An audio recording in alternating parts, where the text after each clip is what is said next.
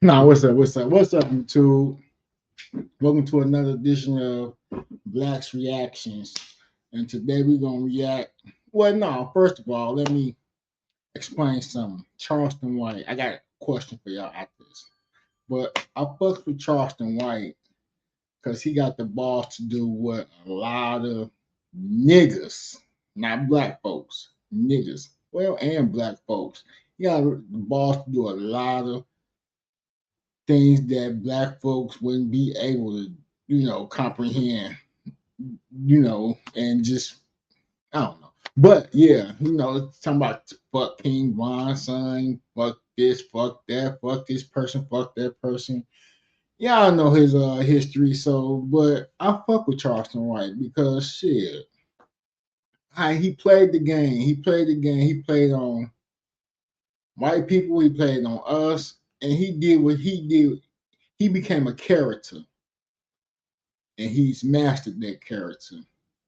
And without further ado, we're gonna get into my first reaction of Charleston White with the Say Cheese interview.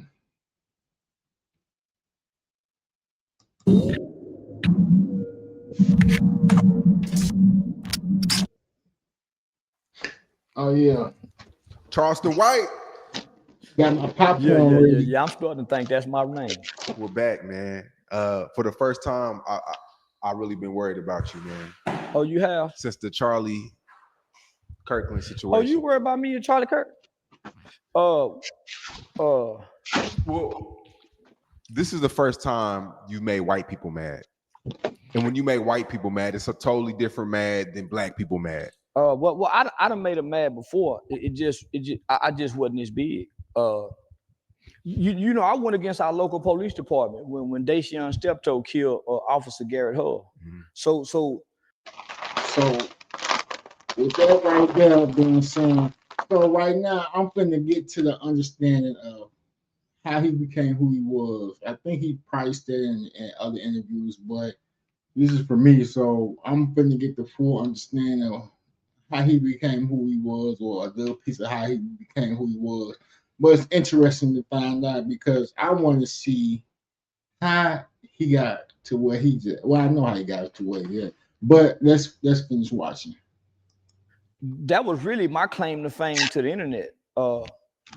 Is when I was on Facebook and I became frustrated from working in the community. Black people started making me feel like, man, you selling out, you pandering to the Republican Party. So, I was real big in the Tarrant County GOP Republican Party, as well as the RPT Republican Party of Texas, as well as the National Republican Party. So, I was a rock star amongst white people, and What's your credit card debt balance? If it's $10,000 or more, here are 3 easy solutions you can start implementing. I had started using the word online. So I was transitioning from being clean cut, bow tie, shirt tail tucked in to start growing a fro, my dreads. So I started using the word because I saw how offensive it was. So ER or NA. The word to a lot of people there's no difference than ER or A. It's the term. So that's probably one of the most powerful words in the English dictionary. One of the most powerful offensive word in the English dictionary.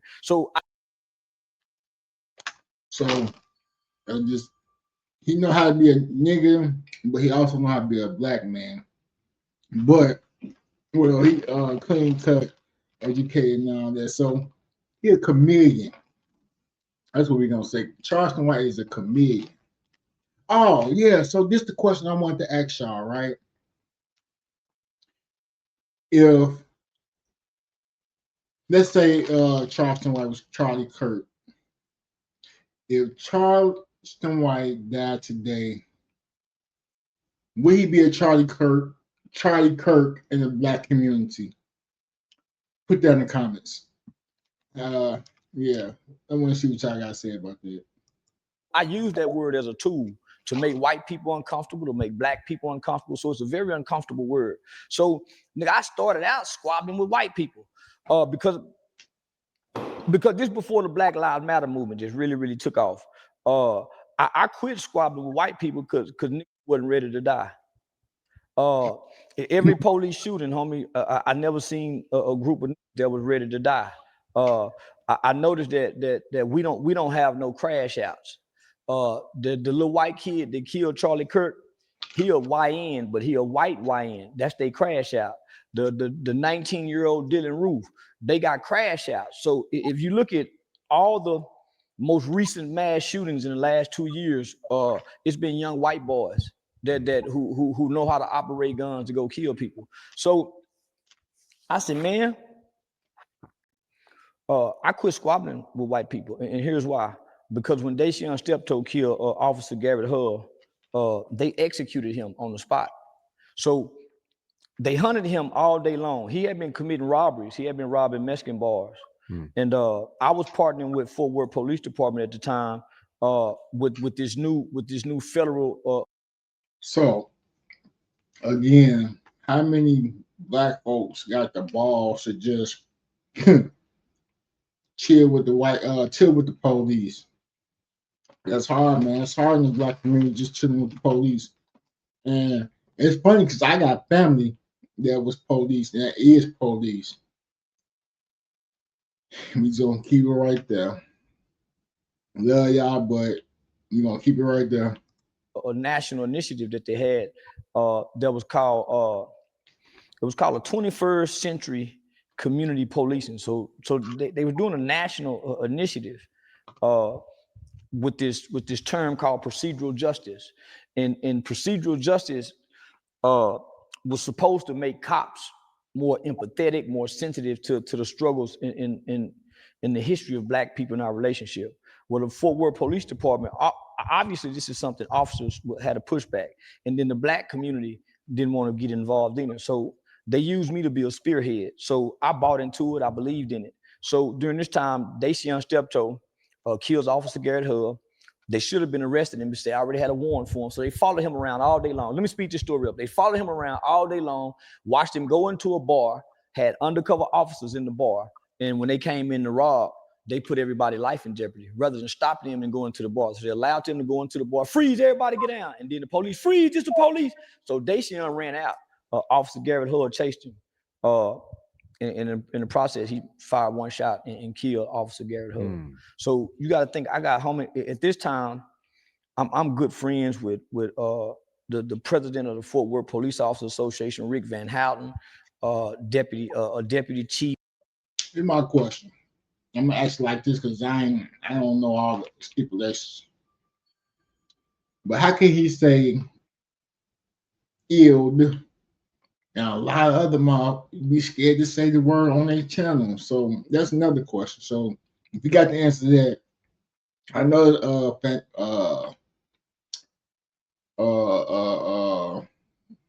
damn, I can't even think of the word now. But the cuss words, whatever. I can't think of the word for cuss word.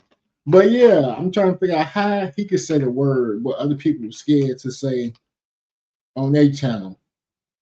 Put in the comments and let me know, because I want to know, because I'm a cusser. I cusses this. Chief Ty Harris, Deputy Dean. I'm cool with Chief Joel Fitzgerald. So I'm having regular meetings with these top-ranking brass. So when this happened, I couldn't believe that the police would execute him and not bring him to justice. They killed him on the spot. So they didn't put him in handcuffs. They shot him in the foot. He had literature marks where they choked him. He was a little skinny nigga like me. They broke his arm in two, and they shot him in the chest because Officer Garrett Hull was their sergeant. He was the leader of the SWAT team, and they called him Rambo. He spent 3 tours in Iraq, so he was a bad man in law enforcement world. So for Desean to kill him, that was a blow to the SWAT team. Really appreciate it. So yeah, they killed Desean. So I get a call from Desean's stepdad, who's a good friend of mine, a guy by the name of Supreme.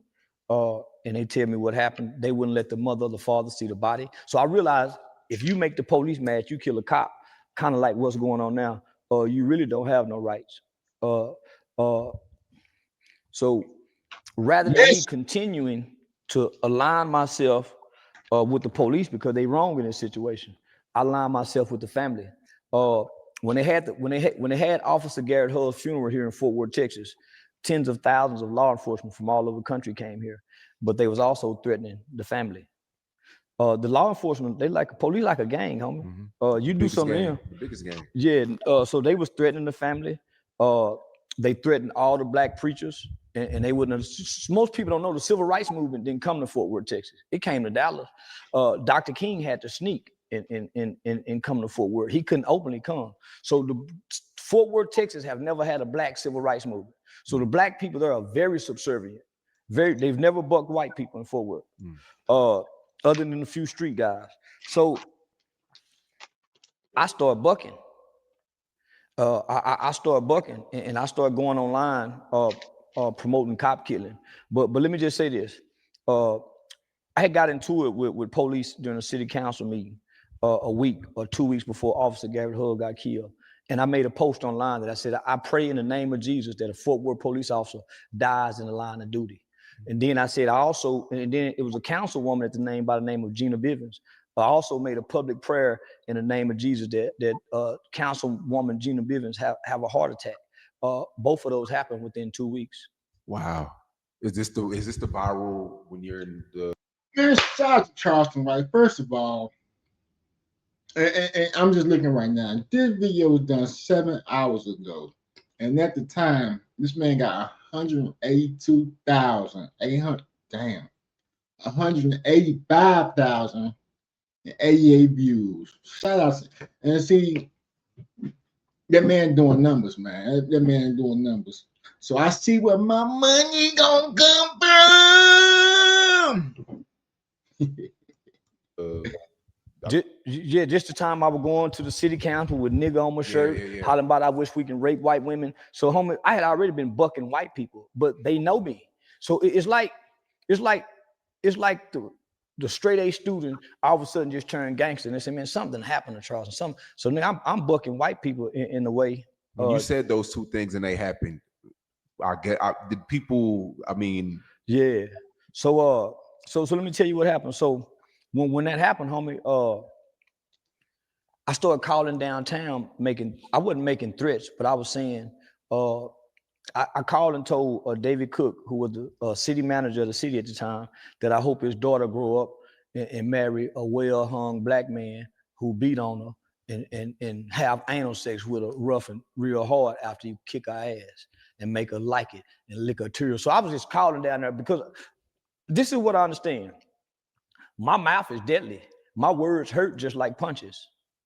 Nigga, I have a way of articulating words and delivering words to make you feel like I hit you. And that's what I'm saying. Like, how many black folks can do that? Get out here and continue to do that. The bullshit he did. I ain't even say bullshit. The gimmick he done. How many black folks can do that? Survive and live and tell about it. That's some gangster shit. Gangster shit. And it'll activate those kind of emotions. So I know that. I know that's a strength that I have in speech delivery. So I know how to use words as weapons. And it make other people respond to want to hurt me. So I'm calling downtown doing this.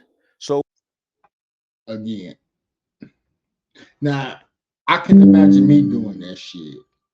I'm in Memphis right now.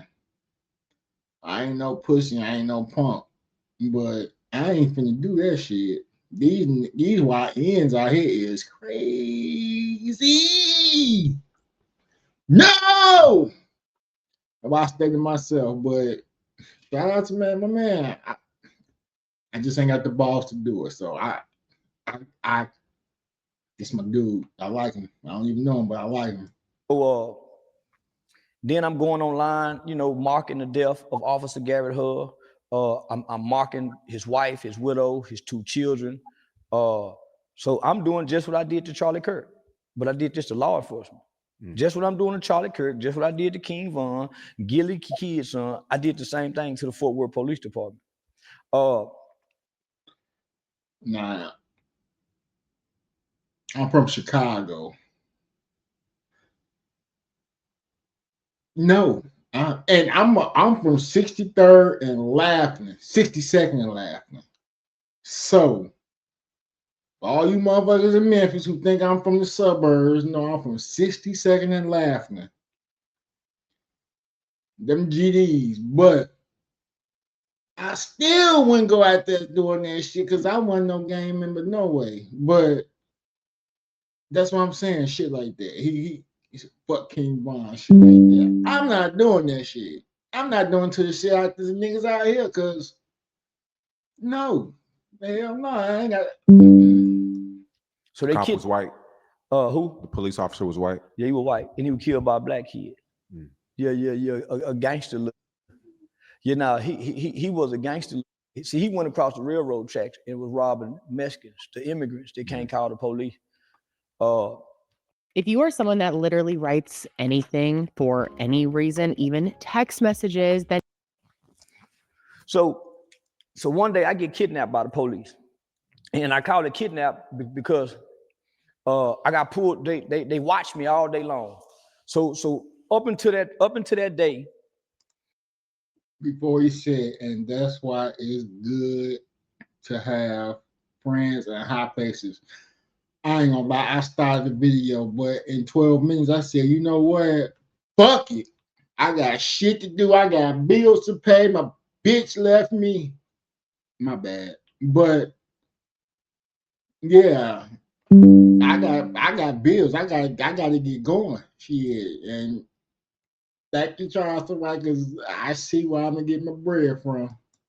Because of the rhetoric that I was using on social media and on Facebook and coming downtown with that same rhetoric, I was under constant surveillance from law enforcement because of my rhetoric had went from talking President Trump to nigger, kill white folks, rape white women, shoot white babies. They need to shoot. So, homie, I started praising school shootings. I started going downtown, yelling out during lunch hour that Timothy McVeigh is my hero, that I can't wait till we start raping white women. So you even heard me say that to our mayor, say I came down here to do that because that's a form of fighting back.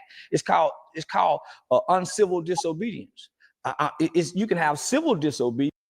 Uncivil disobedience. I've never heard of that. And that's why I say, man, a lot of black folks ain't never heard of that.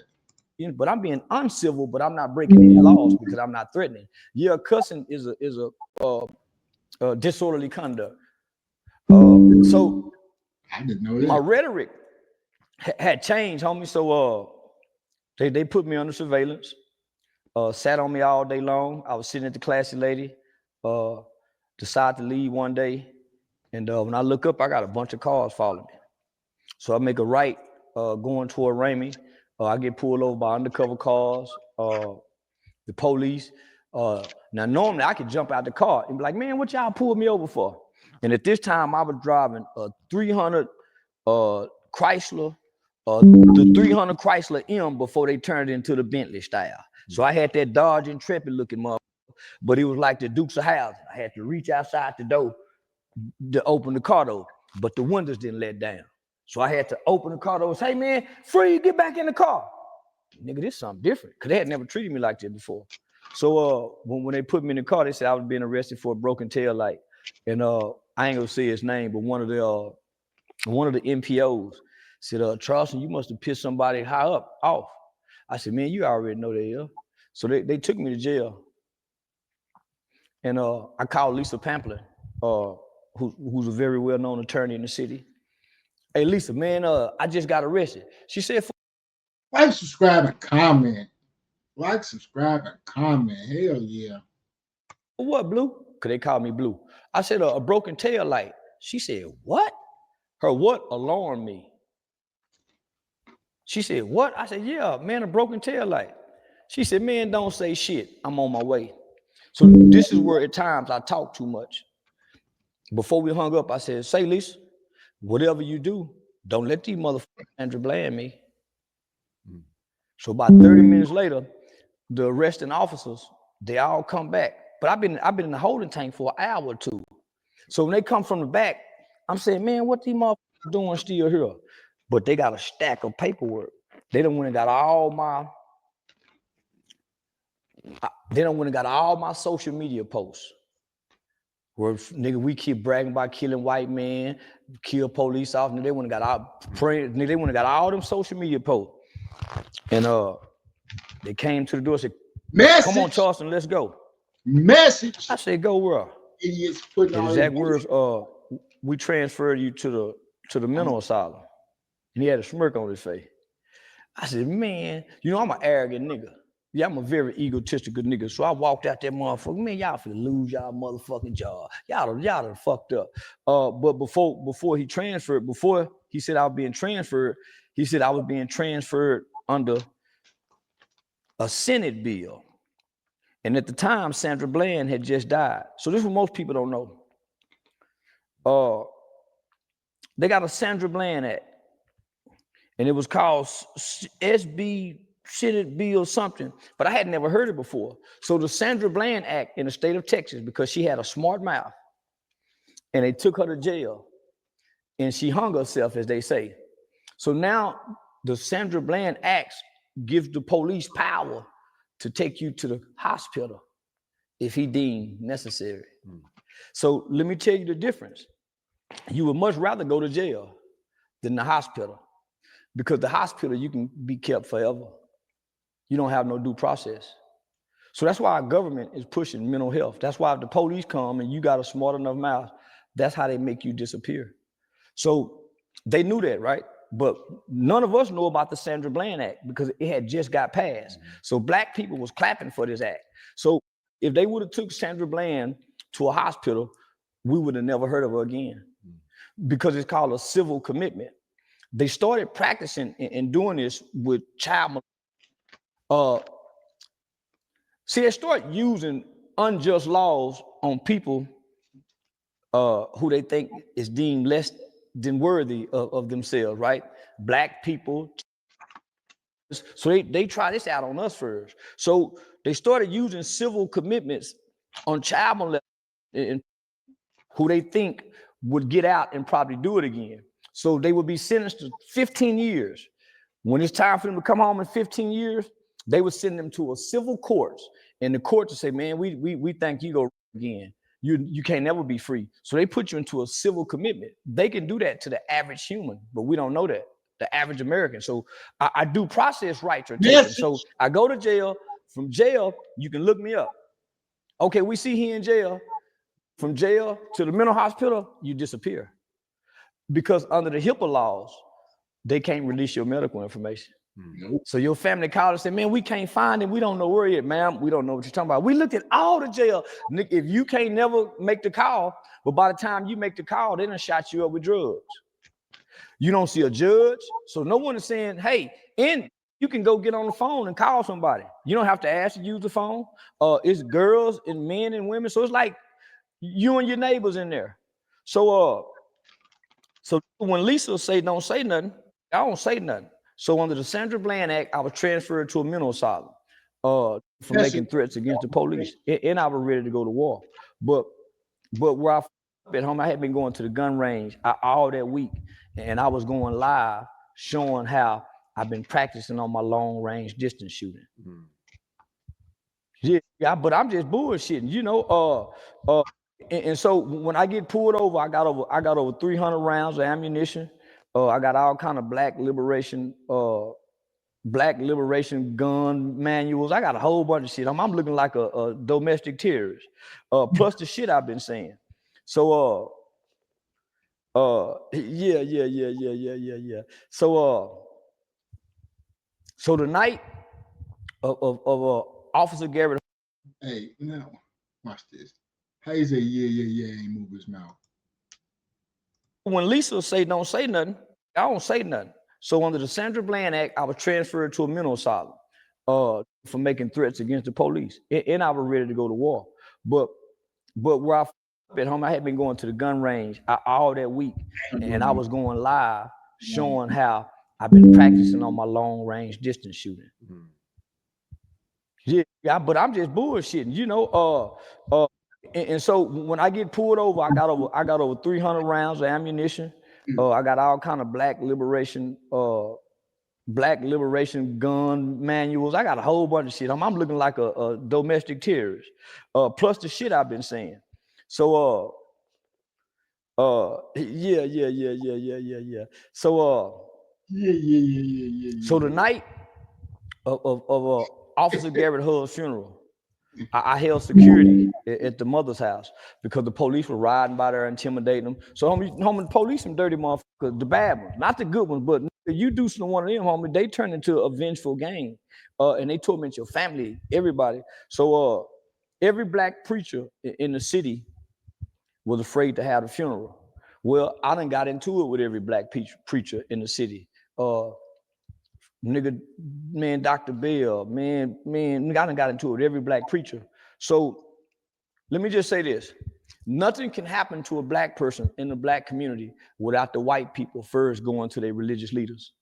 The black people give the okay for us to be killed.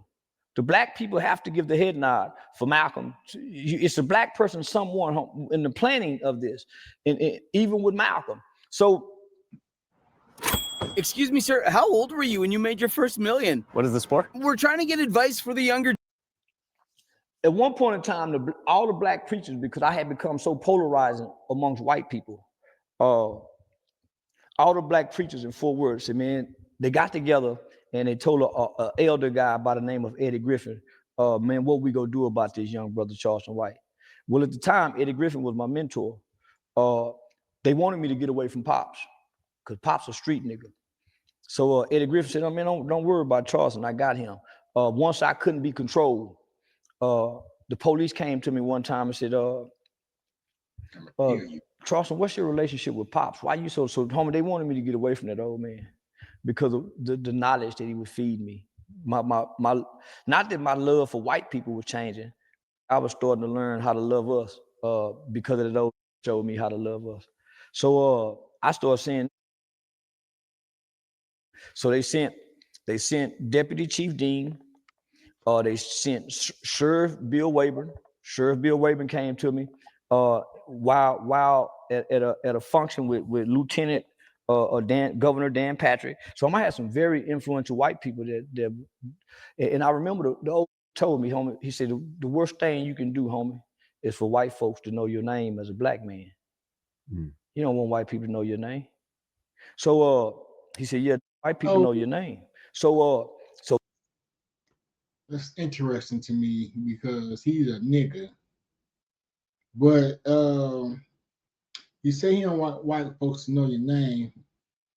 That's just like when you get pulled over and get pulled over driving no license and all that good shit. And you get pulled over for the first time, you keep doing, they're gonna keep fucking with you. I sure know. So yeah, so let's listen to it. It may be spitting some knowledge, some jewels.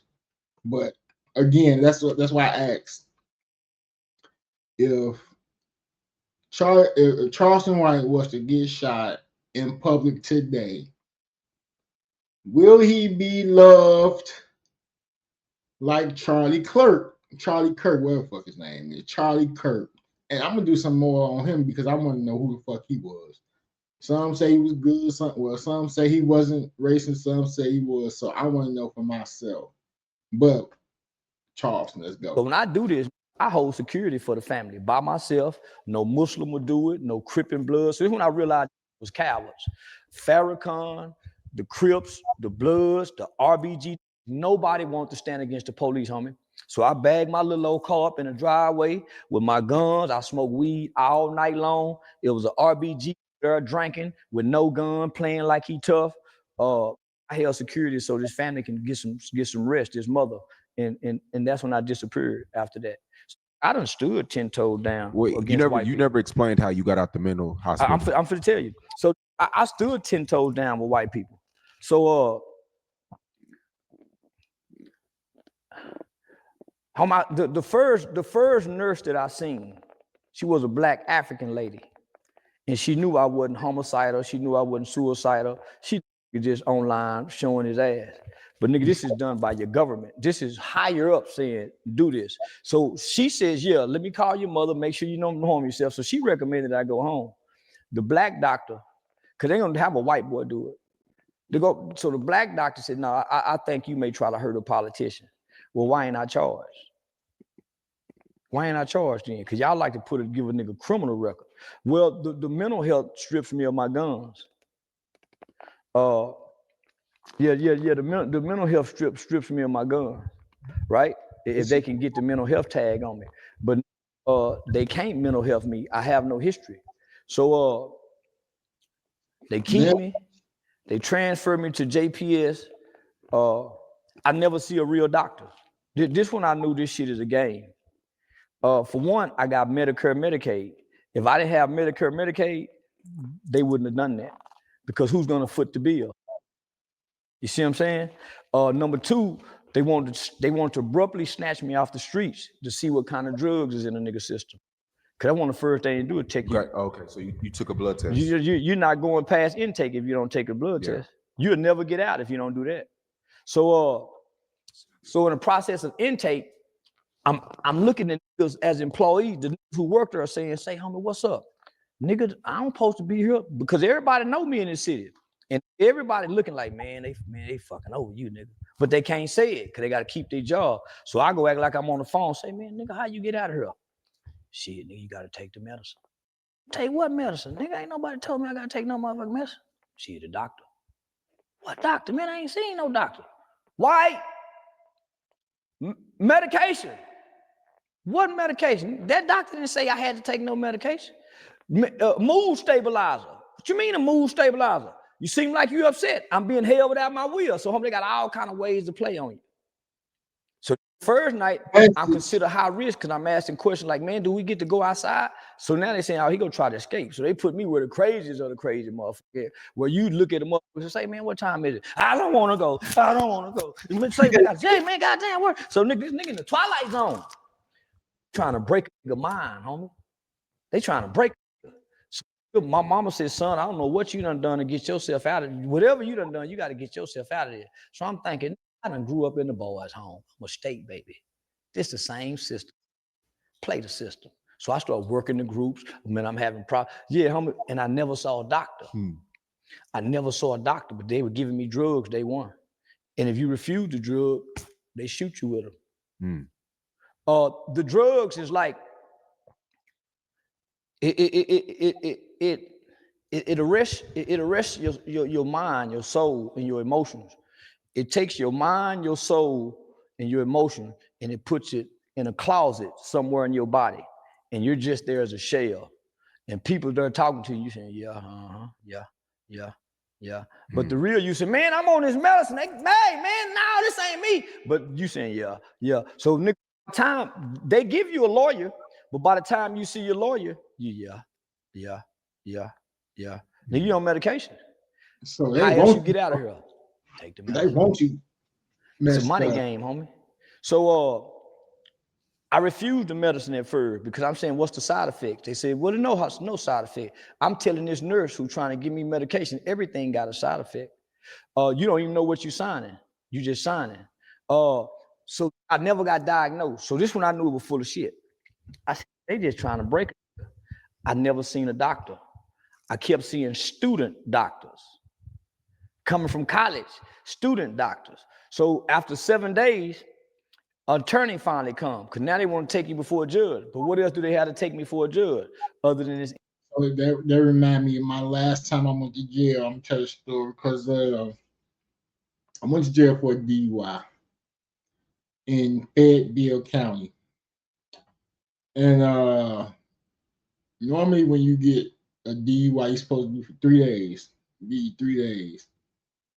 These motherfuckers kept me there for damn near a month. For a month. And the crazy thing about it. So, and then I had another case pending with an ankle monitor on. So, and this is how they fucked me. So, and it's crazy because my mama was going through her little shit.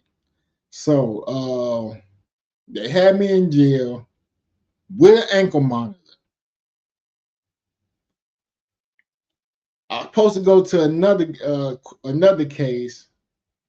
They they gave me a warrant. They put a warrant out on me because they said because I missed the court date, but I couldn't go because I was in jail, and all they had to do was look at the goddamn shit. I mean, what the fuck they had? My bad. But why did they have an ankle monitor on? And didn't and said they didn't know where I was? And so and that's the bullshit I had to go through. A whole ankle monitor. They said they didn't know where I was, and I just had to bite the bullet because my mama.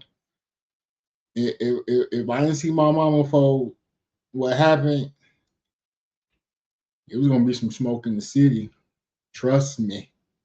But I seen everything, and when she seen me before she went on to glory, that's the biggest motherfucking smile I've ever seen her, and that shit was, yeah. So February 13th, 2020, and she passed away February 14th, 2020. That's why, goddamn it, Valentine's Day is bittersweet. But back to the story, y'all. I just had to tell my little story. Internet character. So they released me. I never seen a judge. I never seen a real doctor. Never took the medicine. I had to take the medicine. Oh man. You got listen, before your lawyer show up, you're already full of medicine. You won't go nowhere if you don't take the medicine. Because they can't get their money if you don't take the medicine. And the medicine is to get you hooked, to keep on taking the medicine. So what they do is they make a referral. Now, if you go with that referral, they got your ass once you get out. So by the time I message, listen to him. see the doctor, I didn't see it past 7 12 days in. Yeah. Now, you know how much money they probably made after 7 days? Oh, okay, we can release him. I never seen a judge. So the medical record says that I was deemed homicidal and suicidal by ideation and preparation. Homicidal and suicidal by ideation and preparation. So every time I get pulled over by law enforcement, they say I want to be killed by a cop. They draw down on me. I never have a regular because I'm deemed as a and I got a lot of guns. So that's on your record. That's on my medical record. Wow. So can't no regular police deal with me regularly. When my name is red. They got a call for back. Yeah. But because they say I'm homicidal. But this is where they fucked up at with marijuana psychosis. There's no such thing. If you live in a Tennessee zip code and have 0 DUIs in the last 5 years, there's no such thing as marijuana psychosis. So that's how I can still go purchase guns, because it's bullshit. I was about to ask you about the guns. It's bullshit. There's no such thing. Yeah, I'm homicidal and suicidal. At the time, I was ready to die. When I realized I was in jail on the first day, you couldn't have made me believe it wasn't going to be a bunch of black people out there when I wake up. Let him go. Let him go. I would go look out the window like or lean on me and see a bunch of, let him go. Let him. Boy, when I was. And that's why I asked, if Charleston White was to get assassinated like Charlie Kirk, how will black people feel about that? Will we have a big mourning, whatever the fuck they did for Charlie Kirk? Will we have that for this man, or we just another nigga gone? Y'all know how we do. I was sitting by that window looking out, and wasn't nobody there. Say, boy, that second day, I just knew they finna bust through the walls to come get me. When did nobody die? Was nothing. The old words came to my mind. He said, ain't nobody getting in the car with you and you fight police. You go downtown and talk bad to white people. What? Don't know do that. Dr. King didn't talk to white folks like you. Malcolm didn't talk to white folks bad. So this is what made me turn to the others. Because ain't got no mental asylum to erase me in. That's what made me say, you gangbanging. Why you don't say nothing to white folk? Because white folks will do this to me. You ain't gonna do nothing. So nigga, why would I make white folk mad unless they make me mad? I don't bother white folk about problems. I ain't f***ing with white folk because they done something. I'm f***ing with white folk because I f*** with everybody. How y'all gonna tell me what I can't say? It was fun and dandy when I talked about the George Floyd and his daughter.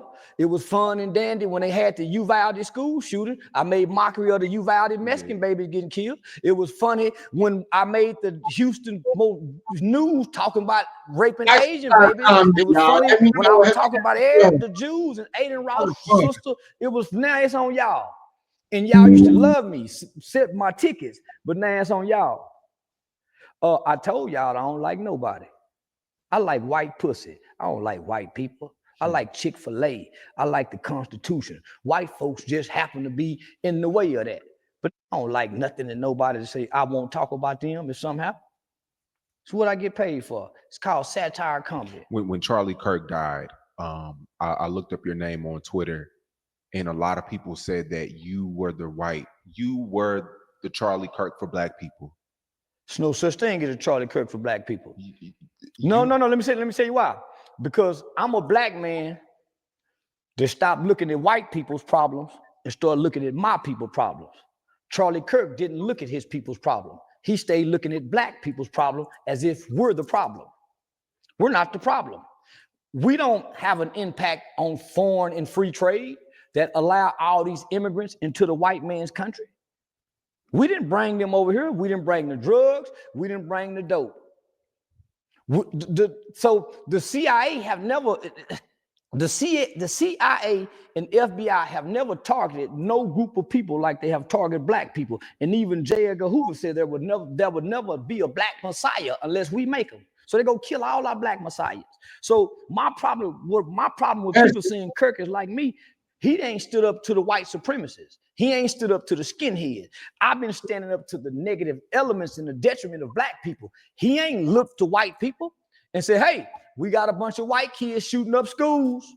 Say we got a bunch of white kids and they babies. We lead the nation in child pedophilia and molestation of children. Hey, man, we need that Epstein list out. They say the president's name is on that list. He ain't doing that to his people. He was a talking point who spread a lot of misinformation, almost the borderline of lying. The statistic that he was using was false. Black people don't commit 50% of the murders in this country.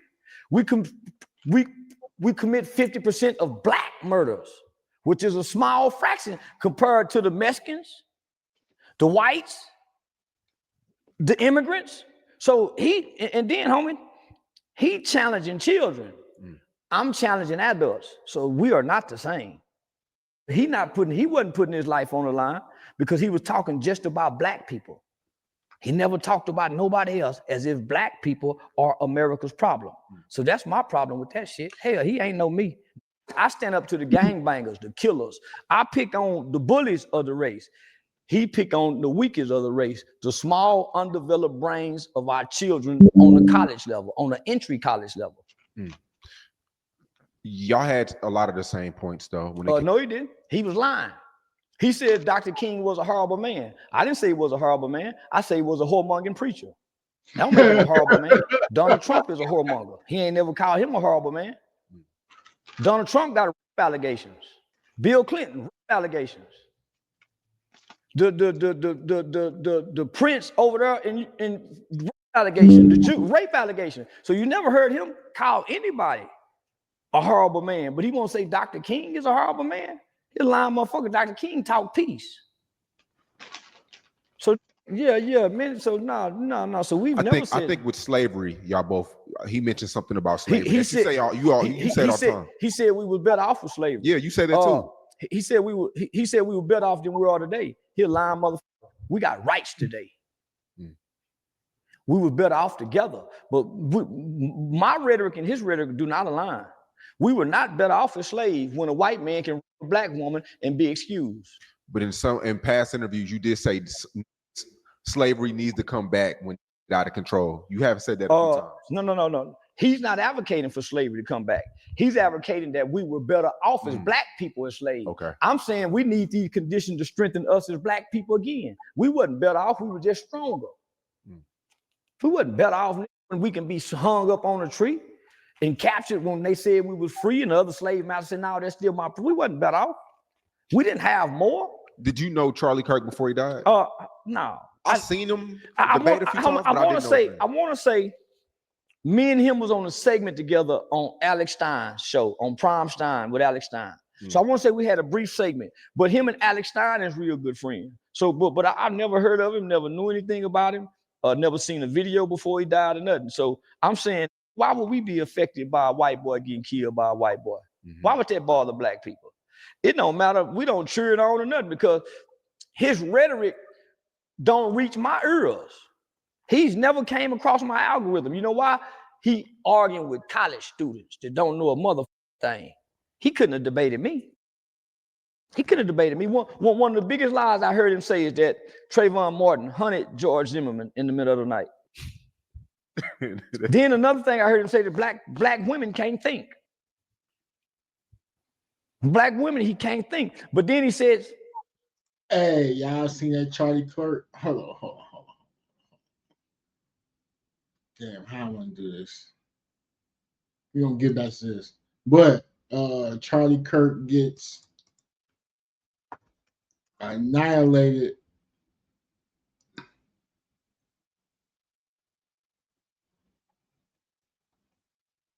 This off the subject, y'all, but the base black woman.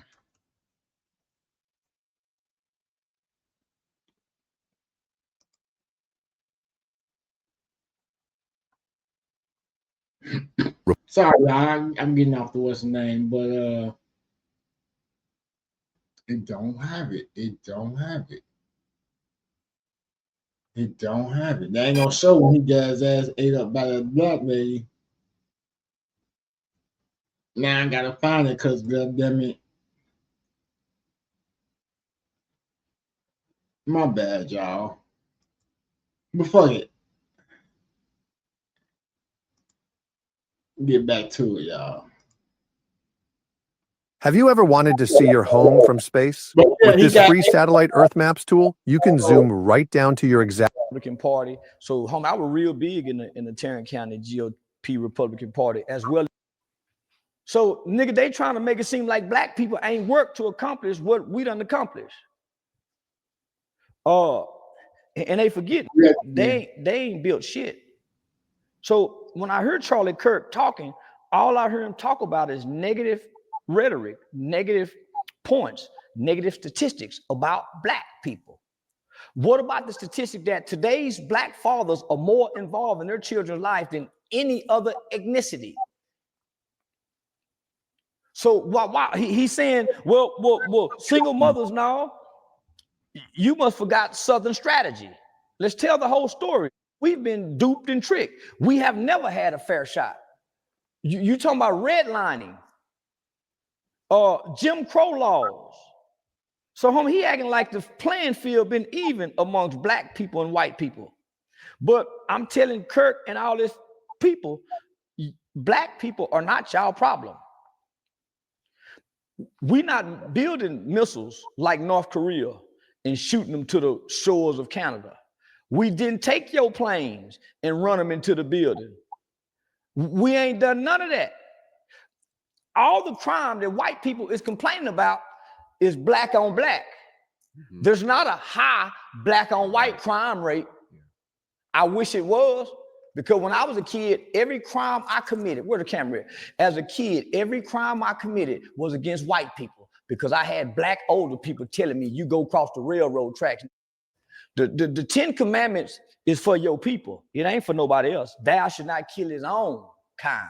Thou should not steal from his own kind. But you can go over there and steal. You can steal from white people if you black. Is that you true? can rob white people if you black. They've been robbing us because we black. So they want to try to make it color don't matter. Color matter to them about everything. That's why they put race in place. When race don't matter to nobody but Americans. They play race with us is white nationality that they embrace. They white nationalist ideologies. That's why you hear that governor of Utah say, we was hoping it was somebody else because they really want to hate. When I saw that, when I first saw Charlie Kirk get killed, and I didn't see it, I just heard about it. I don't watch white people.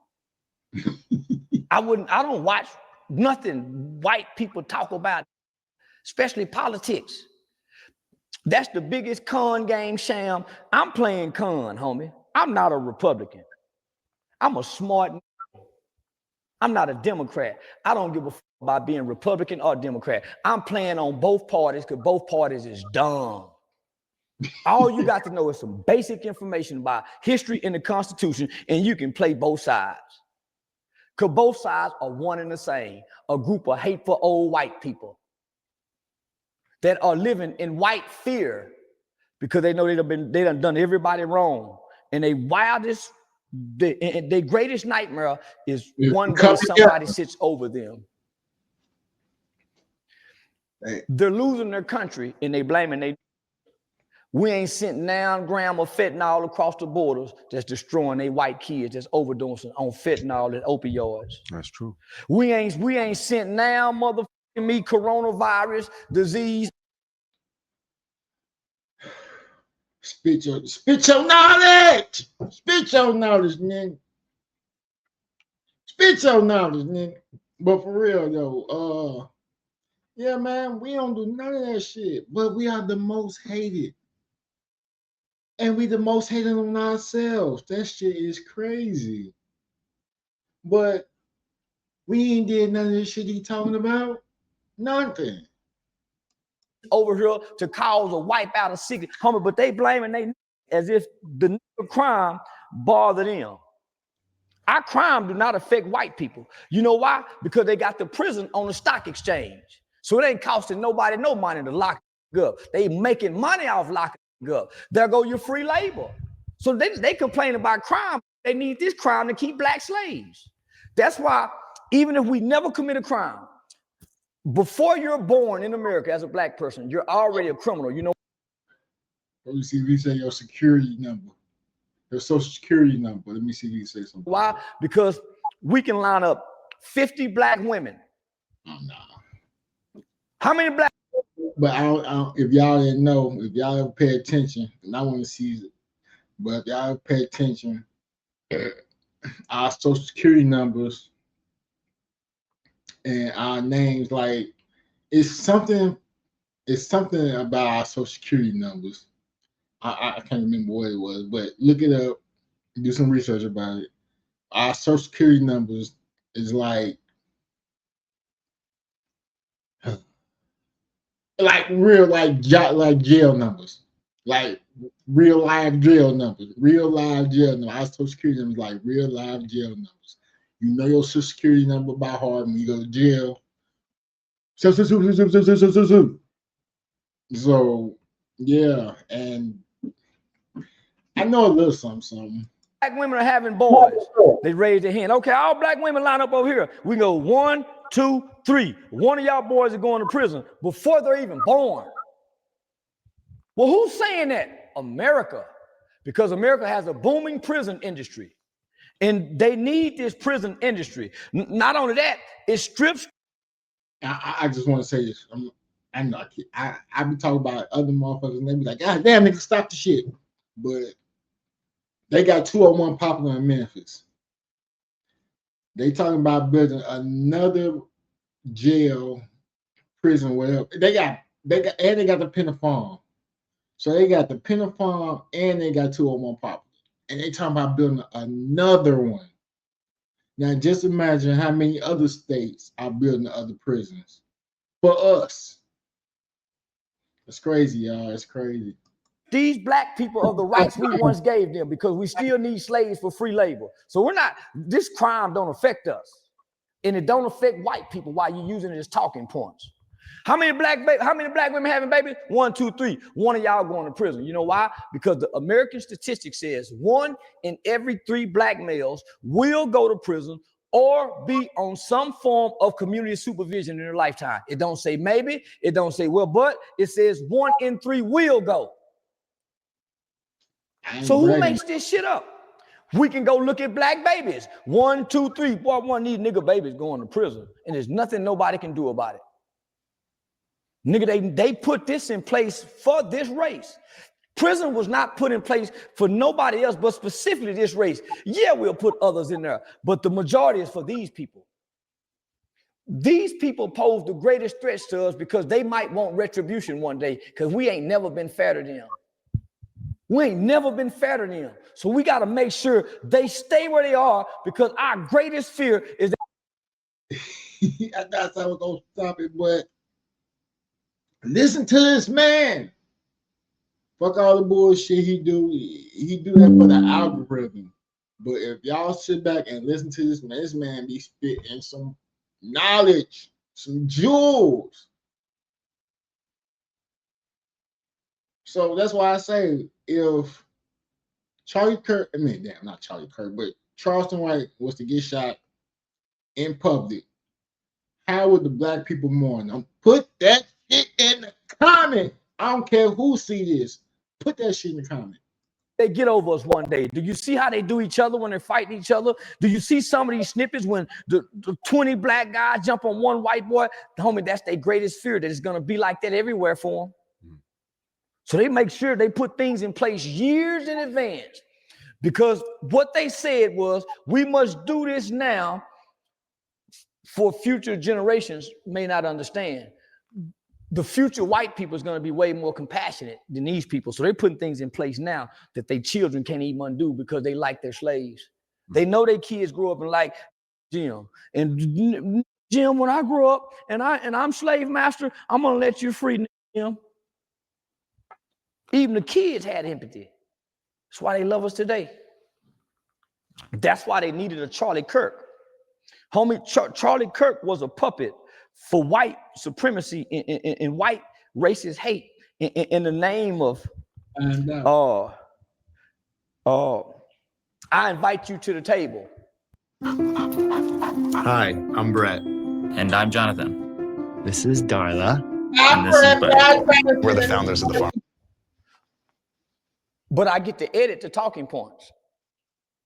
I invite you to the table, but I'm targeting the younger minds. It's no difference than the LGBT that puts things in Disney channels, because whenever they want to build prisons, what they do is they target 3rd grade literacy tests. Who can read in the 3rd grade? Okay, we go build 2,000 more prisons based on these reading statistics, because these motherfuckers going to prison. Homie, so they're targeting our children. So what did Kirk do? Because you had Glenn Beck, you had Rush Limbaugh, you had Bill O'Reilly. They could not connect with the young people the way Obama did with white young people. Mitt Romney couldn't do it. Donald Trump really couldn't do it. So they needed a figure, a young figurehead. They tried to get Aiden Ross. Aiden Ross' group is too young. That's why he got to interview the president. They needed somebody who didn't embrace the way Aiden them did. They needed somebody that could whitewash, that could be a great white hope, that seemed like a perfect symbol. They found Charlie. Charlie he just don't love the culture. He's not indoctrinated into the culture. He has a lot of black friends. He has a lot of compassion. He's not a racist. He's a good speaker like Dr. King. He's their Dr. King. Dr. King, what they wanted him, they made him that. He was just a charismatic leader that can speak, just like Charlie. And they took him out. Wow. Think about what he's saying, y'all. Hold on, you can't go back too far. This shit. This is what he said. Mitt Romney couldn't do it. Donald Trump really couldn't do it. So they needed a figure, a young figurehead. They tried to get Aiden Ross. Aiden Ross' group is too young. That's why he got to interview the president. They needed somebody who didn't embrace the way Aiden them did.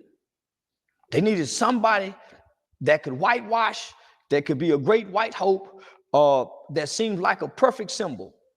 They found Charlie. Charlie liked, he just don't love the culture. He's not indoctrinated into the culture. He has a lot of black friends. He has a lot of compassion. He's not a racist.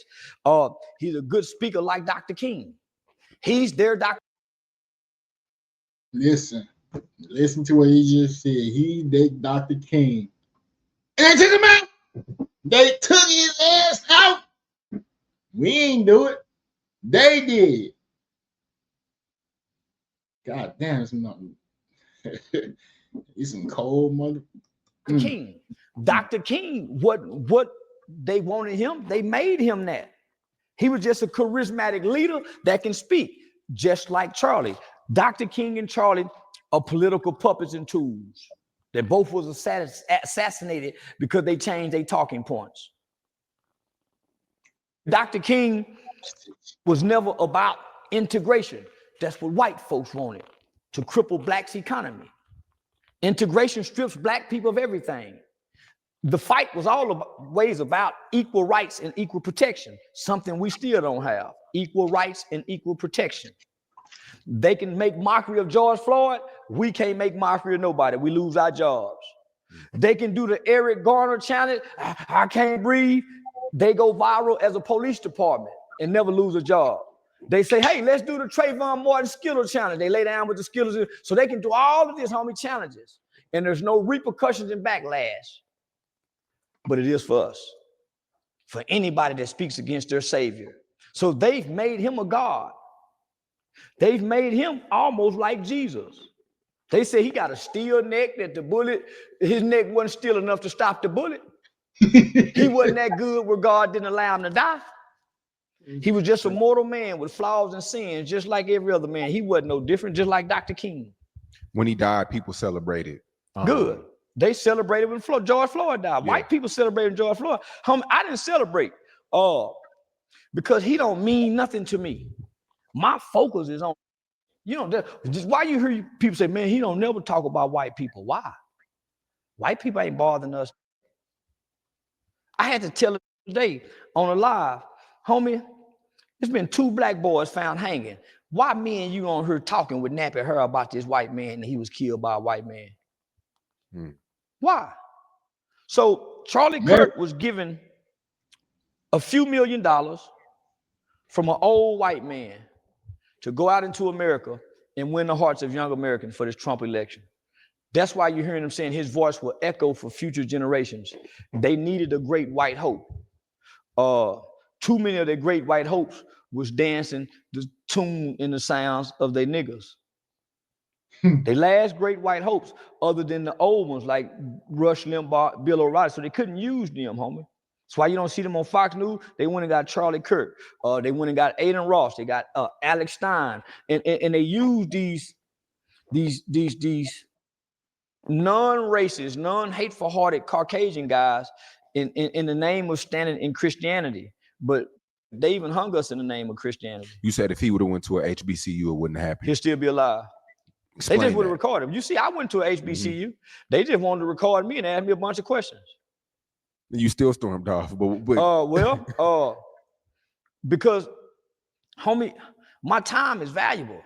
I just left a high school that has a resource center with canned goods, clothes.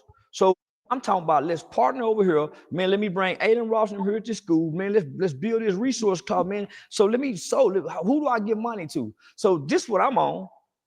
I'm coming over here knowing the HBCU struggling. Man, who can we help? Who can we help? They want to debate snitching. I stayed an extra day with a pocket full of money to bless.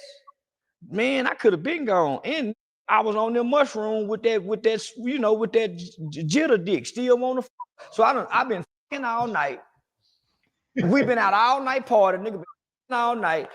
The mushroom still on the ass. I want to go back and fuck, and I ain't got no drawers on. So they had to give me a belt at the high school. So they give me a belt at the high school. So I'm thinking, okay, we finna go back to the room. Who was you fucking, Charleston? Who was you fucking? And let's just run over here right quick. I'm like, let me go throw my jewelry on. You know, a nigga want to get fresh. So, so I'm ambushed. So when I'm sitting there, homie, I'm saying, man, motherfucker pay me for this. Homie, they don't even respect the time. I ain't in the snitching. So why am I on so many? Nigga, I was disgusted. So I understand how Charlie Kirk and them can go and say all the things about us when they doing this shit on the college campus, homie. Homie, he would have slaughtered them with their minds, homie. So I got to overheard with these are doctors such and such. What we doing? So homie, I was disgusted. And I started went to calling the kids. Man, y'all get y'all mother. I thought, man, y'all ain't no motherfucking kids no way. That's why y'all mama, man, poor ass mother. So now I'm mad at them. And so now I'm saying to high school, homie, why? I done been through this shit, homie. Charlie Kirk had a motherfucker give him $4-5 million. I didn't have nobody give me nothing. I did it for 10 years. I would say, mama, my mama would give me some money. The old, I done had a few politicians, white politicians, but it wasn't until I started threatening these street to call the police on them that I really started getting community help. I'm gonna start, so street saying, man, that nigga really do be doing it. And I ain't taking the money. So for me to have to be making money now, me and my kids living a life we ain't never dreamed of, why would I go back to helping black people, homie, when to help black people don't help you and your family? What type of white threats have you been getting over the last week? Have you been getting? I know shows have been canceled. Yeah. But so what is the white? How are white people treating you right now? In person, lovely. Online, I don't know. Because I'm so trending right now. It's so many messages. I just see what's in the comment section. You're gonna get Charlie Kirk. So, how many different people don't realize? I ain't afraid to die. Because I ask people who tricked us into believing that death is a bad thing and everything has to die. Every flower, every roach, everything has to die. So if the good people have to die, the bad. So who say death is a bad thing and why should you be afraid of it? And we all have to walk that journey. So I don't let nobody trick me to make me think.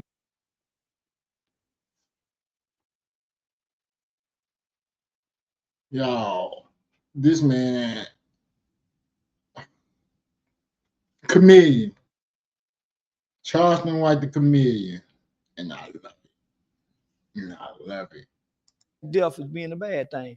I don't want to die and have to live. I want to live. So I wake up every day to live.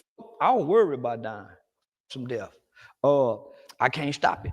Then when I'm dead, I don't know I'm dead. So who gives a we go laugh when you die. So I ain't gonna know. And then my kids just go cry till the insurance policy kick in. They realize daddy done left them a man, they go, then my children ain't gonna last long. Now them hoes might be mad, but nigga, I'm gonna have them in position where they ain't gonna cry. So now, everybody go be in position. So now, I didn't celebrate it one way or another because I wasn't in tune with him.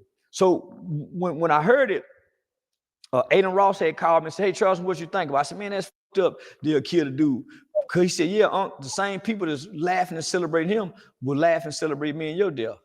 So nigga, shit don't bother me. Nigga, I celebrate people's death. Who told you celebrating somebody's death is wrong when y'all celebrate the dead for Halloween? Even your Christian Bible tells you let the dead bury the dead. Don't celebrate the dead. Don't honor the dead. Love thy neighbor. Honor thy mother and my. So how can y'all do all this shit for the dead and worship the dead? Make idols. We're going to do that. These are Christian people doing this. And the Bible totally speaks of that, speaks against that. So these aren't real Christians. That's why they want to embrace hate in their heart. So initially, just like with Gilly the Kid, I showed empathy for Charlie Kirk. But boy, just as soon as I saw the next day that white people and media outlets were saying we can't say nothing bad about Charlie Kirk, they said you can't nobody. So people are losing jobs. So I done lost. So they added 8 more shows. So I will book every week from here to December 31st. I done lost at least 10 shows. I don't give a damn. When you're building a business, writing is how you pitch, lead, hire, and connect with other people. Now, Grammarly is great because it has... Who gonna tell me what I can't? So listen, I remember one time as a kid, they used to have them light covers up there. And in them old cars, the light cover come off, you can see the light. And my mama seen me looking at it one time. And she was going into the grocery store. She said, boy, you better not touch that light. Soon as she got out the car, because she said it, I touched it. Finger burnt like a mother. She spanked me. She said, I told you, I seen you thinking about it. Fast forward till I got a little older. Her and her friend was going out one time.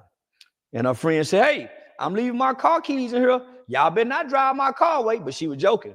I wouldn't even think about stealing her car till she said it. You can't tell me what I can't do. If you say, man, you can't do that, I'm going to prove to you I can. So the fact that white people,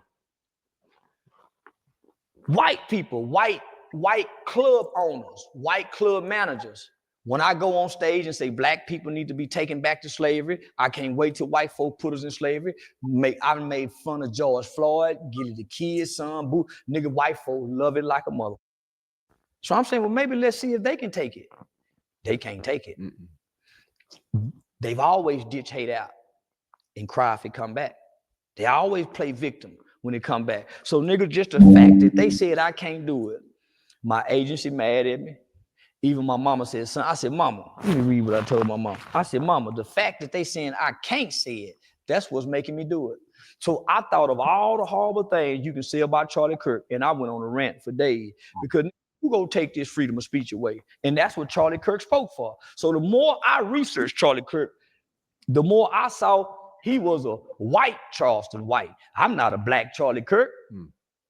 He's a white Charleston white because he talking crazy to about nigga shit. But he's also promoting free speech. He's also saying there's no such thing as hate speech. So the shit that I'm saying, Charlie would clap for. Even though it's wrong, he has a right to it. So I'm saying white folks are pure hypocrites. Look at them. This is what Charlie stood for. The very exact thing that I'm doing, telling the masses of people, you, we need shootings. This was good for Charlie because we get to keep our rights. Even Charlie said that. Charlie said we need these shootings to keep our rights. So what the fuck are they crying for? And I'm saying what I say all the time. Homie, we need police shootings, my nigga. Police shooting bring niggas together. We need, don't I say that? Yeah. So me and Charlie are one and the same. So why would white people come up against me? Because I'm black. I was their boy. I was their boy as long as I was singing their tune in their favor. I'm not gonna lie, like over the past week, I gained more respect for you because I said Charleston has no picks. He don't give a fuck. Like no, I'm not playing a character if I am. Listen to me. Didn't I tell y'all I was playing a character? If I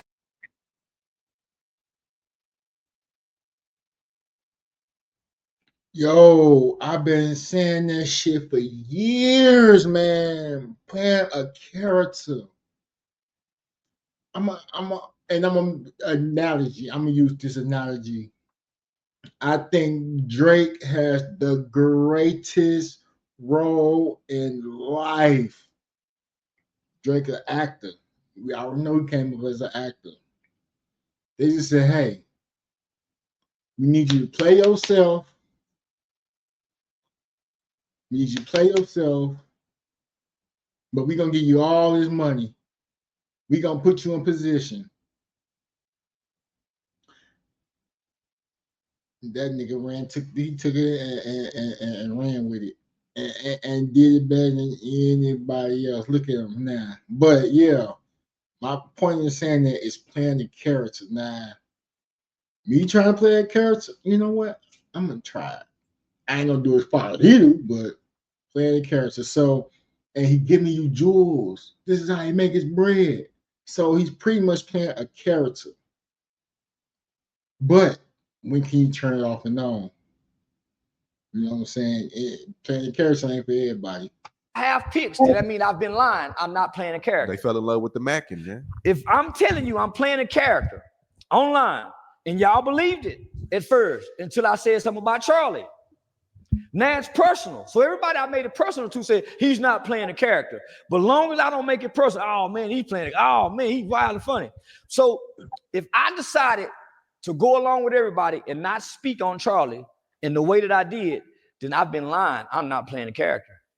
I'm really playing a character. Half the shit I said about Charlie, I don't even mean. I'm just now starting to learn more and more about Charlie. As a matter of fact, one of Charlie's good friends, Alex Stein, texted me, said, man, I'm at the funeral, and told me, man, Alex said, man, and Alex Stein is a good friend of mine. His dad, how many of these white Jewish people that got a love for niggas. His daddy was been a bail bomber for 50 years. No Pops, no Billy Ray Maddox, no the Douglases, the men, no everybody, Bobby Reed, no everybody. They out and gamble with the sheriff and so that was my bail bondsman. Alex Stein, daddy, that's my bail bondsman every time I go to jail. I ain't got to come with no money or nothing, nigga. The judge, so they started giving me no bonds because Alex Stein daddy was getting me out with no money. At first, I was using money to get out. They hit me with a $90,000. Alex Stein daddy started getting me out with no money. So they ain't like that. So that's why I started getting hit with the no bond. So these are my friends. That man got friends in high places, man. And that's why he can do half the shit he do. And let me try to do that shit. No. I can't see them going out talking to, but hey, to the police like that. But I mean, shit. But that man got friends in high places, ain't paid character, so the man dropping jewels, man. Aiden Ross is my friend. So when I said that, homie, I hurt my friends. Just like I done said some shit about black people that hurt some friends. When I said some shit about Gilly's son, my mama. When I said something about Lil Ronnie's son, my mom and family. So it's no difference. But I'm saying, man, who care about what I say? Look at what humans do to one another. So I'm saying, look at all these white people want to hate. They want to hate. But they were so disappointed when they find out they can't hate their own, because they will not hate their own. They will not hate their own. So I had to have some empathy because niggas, some people I know is attached to them and my words is affecting them. So Alex sent a message to Sane and Dewberry. So man, tell Charleston, man, you know, Charlie was a good guy. He really loved black people. So I trust what Alex say. Alex personally know him. So, but I don't mean I'm gonna stop. It's a character. And it's a method to the madness. I'm standing on free speech no matter what I'm saying. There's no hate in my heart. I don't mean it. Talking about white men, I don't mean that. And then this what got me. I'm saying white people done turned hateful. This is an instance where black people, no white people ever show compassion. In a police shooting, black people are unforgiving, just like these white people. We won't forgive nobody. We saying off with the head. We want to punish white people. And it's all white people we want to punish because one white officer killed one black dude. So we do the same thing. That's what I mean. We are just like our slave masters. We have become them. We hate like them. We eat like them. We like red meat like them. We like to be in cool air in the air conditioner where it's cold and cool. We don't like to be in the sun. We like them, homie. We run from the sun like them. We done start putting sunscreen on like them. We get the same diseases they get, and we've never gotten the same diseases as white people. The Indians were the only ones because we never ate like them. We have the same diets. We eat at the same restaurant. No, we go to the same doctors. So of course they're gonna diagnose us. Yeah, they don't know how to diagnose. That's why they study our bodies. They don't study their bodies. The oldest bones is an African woman named Lucy. Those study her DNA from a black woman, not a white woman. Nigga, they take our organs to put in their old white bodies. They don't put white young organs out. So we've become them by nature. So we hate like them. So I'm saying white people turn back to being hateful.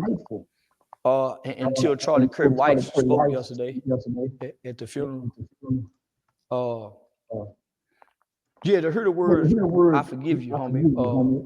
Some powerful words, because most people don't say them. She forgives the shooter. Yeah. My victim family forgave me, and I got to hear him say it. Look me in my eyes and tell me. So, yeah, that tugged on my heart. I said, yeah. Nah. So, but I had already proven my point. So if you notice, I really don't mention it. I wanted to use the verb when it was sensitive. That's when I attacked. And I think I've proven my point. America is a hypocritical nation. Whites, blacks, this is not a Christian country. When you have the leader of the free world, of the president, just says that I'm not like Charlie, but they're honoring Charlie. President Trump, me up, homie. Your leader's supposed to always have compassion. They let me know Trump is a weak man.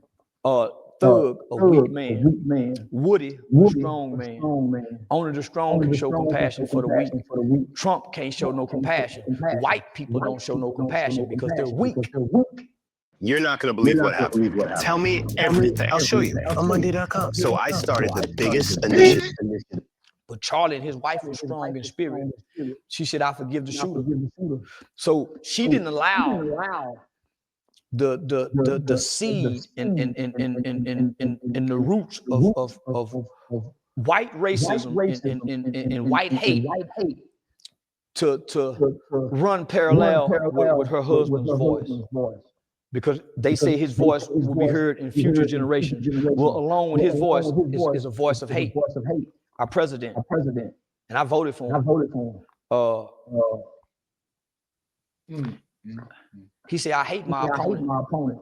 How can you hate another American when you've done nothing to you? Just a difference of ideologies and political opinion. So for him to stand over a man who professed Christianity, professed his faith in Christ, welcome all ethnicities and people to the table to have a discussion. And what I found so remarkable about him, he never got upset or offended by anything. So his mannerisms is something that I admire because I see that in Aiden Ross. I see that in a lot of other people. Homie, in order to be in a position where he is, you can't get angry. So you never saw a clip where he got angry. Because I'm passionate about some of the things I speak on. If you catch me out of character, I'm going to get angry. I was angry at that school. Man, I felt attacked, I felt ambushed, I felt, I was angry. But on camera, homie, I ain't bringing my emotion. So that's what I admired about it.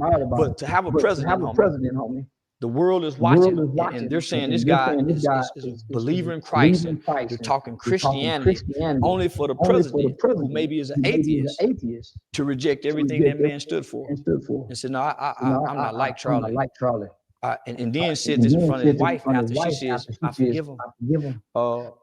That was a spit in the face of his legacy. You don't profess hate over love and forgiveness. So he almost drowned out her forgiveness. Because there was somewhat of a cheer in the center of the arena. You didn't hear no other cheer around, but there was a section of cheer in a small section of that arena that you hear some people applaud to hate. And there's nothing that, and this is what I should tell myself. When I say, man, I hate you, Daddy. I should go in the shower. I say, man, God, please don't let my heart be hard toward my own people. Because I know there's nothing that nothing good can do with a heart full of hate. Saying good, man, love and hate and good can't coexist in a heart with hate. So for our president to confess that, what comes out of a man's mouth is in his heart. And he pressed it. He was proudly saying it. So pride comes before destruction. So what I believe what we're seeing now is the destruction of white America, not America. I don't think Charlie deserved to die. I don't think nobody deserved to die. I don't think nobody deserved to die. But some people who done kill people. Yeah, I believe in the death penalty. But Charlie ain't hurt nobody. Charlie ain't hurt nobody. But he deserved a bullet. People who hurt people, that shoot people, they deserve bullets.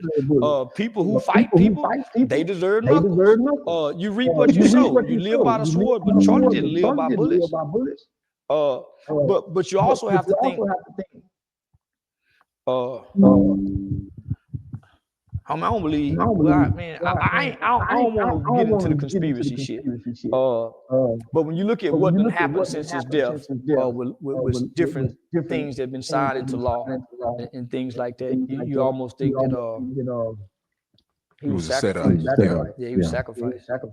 He was sacrificed. You feel like that kid for the greater good of America. You feel like that kid was in it on his own, or it was a team? That was a team.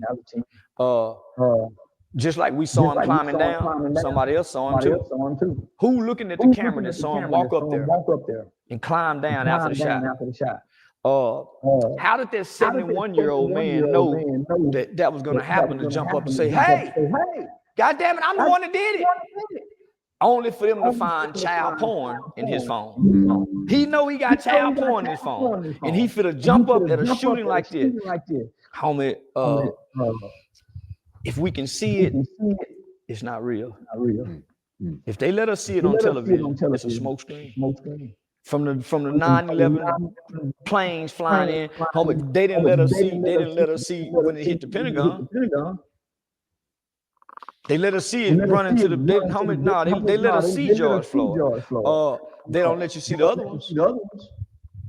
So other police shooting, they give you details like they gave you George Floyd. So homie, these are. See, that's what made Charlie Kirk dangerous, because he wasn't talking his belief system. He had talking points for movement. You and him had the same take on George Floyd as well. Yeah, he didn't really. He didn't really have a lot of good things to say about George Floyd, like yourself. Yeah.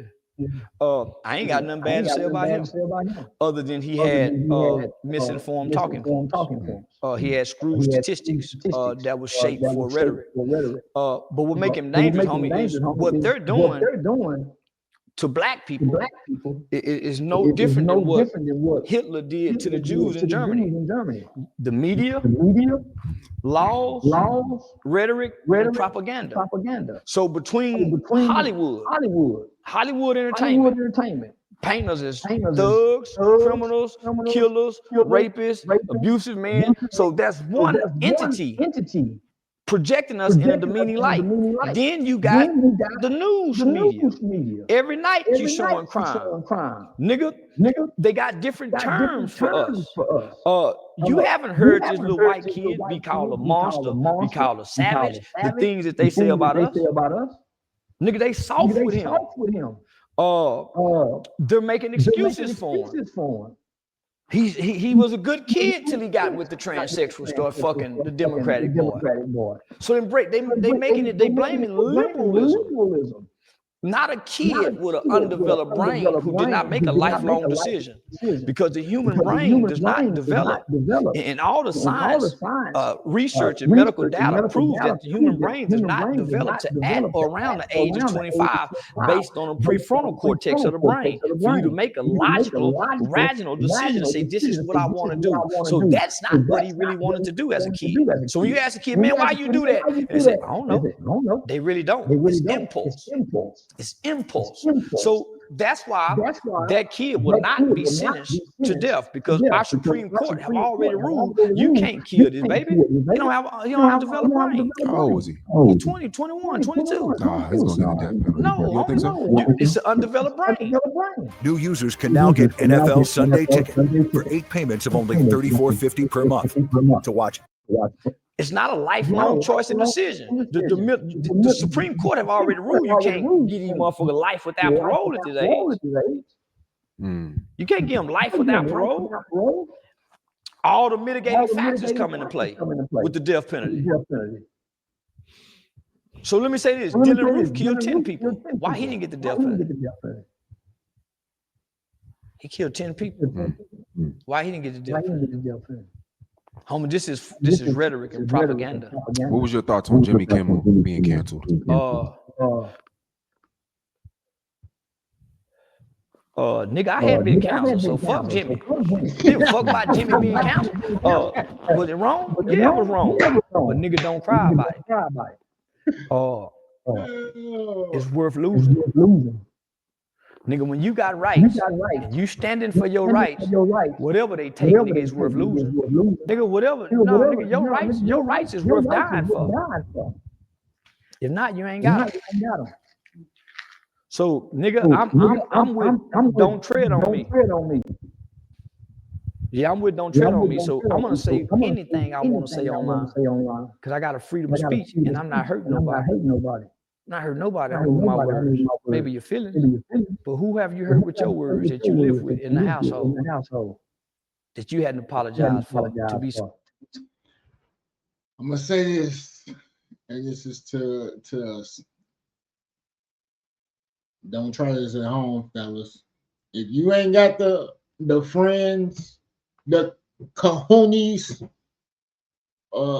stuff like that. Don't try us at home. Don't come to Memphis with that bullshit. Don't go to Chicago. Everywhere else I've been, other little places, whatever. But Memphis and Chicago, don't go there. So affected by my words. So now, nigga, white people in America is full of shit, and this is Babylon. Would you talk publicly in front of 4,000 people if you were paid to do that? Yeah, I have before. Would you do it now? I mean, at the peak of the Charleston white. I don't believe nobody will harm me. Really? Yeah, really. Don't you see how I live? I walk around this motherfucker carefree. Yeah, nigga, I don't believe because I'm not targeting a marginalized group. I'm targeting us. That's why I don't say nothing to white people. That's why I don't say nothing to Mexicans. I don't say nothing. I used to fuck with them people, but I realized, nigga, they not our problem. They not our initial problem. We are our initial problem. Just like we're not their initial problem. We're not their initial problem. Israel is. Russia is. North Korea is. Venezuela is. Mexico is. But black. You know, that's crazy he's saying this, because we get all the shit, but and it's crazy because they got this country, that country, this country. I'm starting to think motherfuckers don't hate us. They just hate the white people in the country because they be, y'all know what it is. But it makes sense what you're saying. They don't hate us. Americans. We're not nobody problem. Black people problem. And we ain't gonna accept it as we the problem. We're not the problem. Yeah, opioids is. That's affecting white people. So yeah, nah, nigga. So same thing with you know, when Justin Bieber, he's the reason why activists is no longer. When TMZ posted all of that, homie, there was no empathy for drug users into the opioid crisis. See, white boy had empathy under the law. He get caught with cocaine, he cool. The nigga get caught with crack. There's no empathy. The law put it in place that we're gonna do them like that and us like this. So that was put in law. So they looked and said, okay, this is what black people get caught with. Nigga, once they realized, nigga, Justin Bieber was they Aiden Ross, was they first Charlie Kirk. And the nigga snatched him and pulled him over here. So he was, and they got him when he was a cute little lily white boy in his almost adolescence. So he was with the nigga culture from his adolescence to almost his mid-20s. We fucked the boy up. Partying with Diddy, with Usher them. So nigga, now he hanging with these rapping niggas. He taking trips to LA, car breaking down in Compton. They making him do push-ups and sing in Compton. Man, the white people had to do something. But they said, man, he done got hooked on this new phenomenon that these black people have introduced. Not only did it get him, it got Aiden too. My first man, man, who get you on that shit? Them niggas didn't. Man, this is why Dr. King get more niggas in their school. Because they're going to pick up the negative elements of our culture. And we go mistreat them in the process. Because we don't like nobody just like them. So homie, when they went in this house, and everybody saw this on TMZ, nigga, he had soap. And back then, that's when the paint bottle was 150. You get a paint for 150. Nigga, he had paint bottles everywhere. And TMZ blasted that. It was a drought on activists that summer. That summer. It's been money put into the opioid crisis because white people have always been able to maintain a opioid addiction. The mothers, the fathers, nigga, Adderall, nigga, they dope fiend humans. They can maintain, get up and go to work. But when you start doing drugs with this culture don't get high and go to work. They get high and party and say, fuck work, I quit. White folk get high and still get up and go to work and get back responsible Monday. This culture has no responsibility as dope fiend. White boy get high and go work on cars all goddamn day long. Nigga get high and go fuck. So nigga, that was the first sign of white people needing to separate their children from the hip hop culture with Justin Bieber. Now look at he said some facts. So I don't know if I should be saying this, but yeah, sorry, Jam, you know who you are. But yeah, niggas get fucked up just to go fuck. That shit crazy. That shit crazy. Like I'm a like when I drink, I ain't one of these motherfuckers that want to go out here and go fucking fight and do all that shit. No, for what? I'm fucked up. I don't want to fight. I want to fuck them. And that got me in a lot of trouble. But yeah, he right about that. I just had to say that. Boy, fucked up. We don't know what's wrong with him. He won't say what's wrong. We don't know if they're fucking him. He won't say nothing. He's just taking it inside. I feel bad. Yeah, I feel bad. But whatever it is, he won't run back. Y'all don't know. Justin Bieber got on the black market a sex tape. And him getting it, yeah. So they did that boy wrong. These niggas. He don't want to do. He don't have nothing to do with niggas. So you can't blame white folks. But nigga, we not the problem. We not the problem. Nigga, we still trying to survive as a race of people. Do you believe the popular phrase "black people can't be racist"? Is that true? Yeah, black people can't be racist. We've never had power. They say it's what's on the inside that matters. If we were racist, we would do what I tried to do as a kid, commit all my crimes against white people. I thought I was racist. Homie, my whole objective every day as growing up as a kid until we caught our murder case, because I'm listening to the older blacks like the white people listen to the older white. Nigga, if you see a white boy, it's like a lion and gazelle. Get him. If you friends with a white boy, fuck over him. Steal from him, take advantage of him, fuck his sister, bully him. No, nigga, he got to show you he ain't a hoe. So, nigga, the whole objective was when they look at us, you play on the nigga. Everybody play on us. We don't play on them. Nobody's taught us how to play on white people. They've been taught how to play on us. Nigga, we've never studied white people. They've studied us. They know us. They know what triggers us. They know what excites us. That's why we're their consumers. The largest. We don't study them. I've been studying Charlie Kirk. I've been studying niggas. Anything that I talk about, I study. Because I want to be efficient in what I'm saying, whether it's good or bad. So I study you, nigga. You catch my attention, I'm gonna research you. Stay up all night looking up shit on your motherfucking ass. Black people can't be racist, my nigga. We're super prejudiced, ethnocentric, but we're not racist. Racism has to do with a power structure. We don't make laws. We can't disenfranchise anybody. So no, we can't be racist. We can either be criminal or prejudiced, one of the two. And none of us are waking up being racist criminals because they got a hate crime for it. So there you go. I know you're gonna hate this next question, but we did an interview about 2 weeks ago, and one of the top comments were, "Where is Charleston's wife?" And it was a whole conversation about your business. Yeah, I be seeing in the comment section. Yeah, that's like the number one thing. Like your girlfriend's in the back, and it was a whole conversation about where's Charleston's wife, where's the big pretty house, where's the big morning breakfast. The fan, your cult following, they want to know. I've been on tour for a year, so how am I gonna get the morning breakfast? Yeah, I've been on tour for a whole year. My question is, why they worried about who I'm fucking? Yeah. Why they worried about who I'm fucking? I mean, and what's so intriguing about it? Nigga just know Uncle is a Mac in the plate. Yeah, and I get to do what your dad and them couldn't do.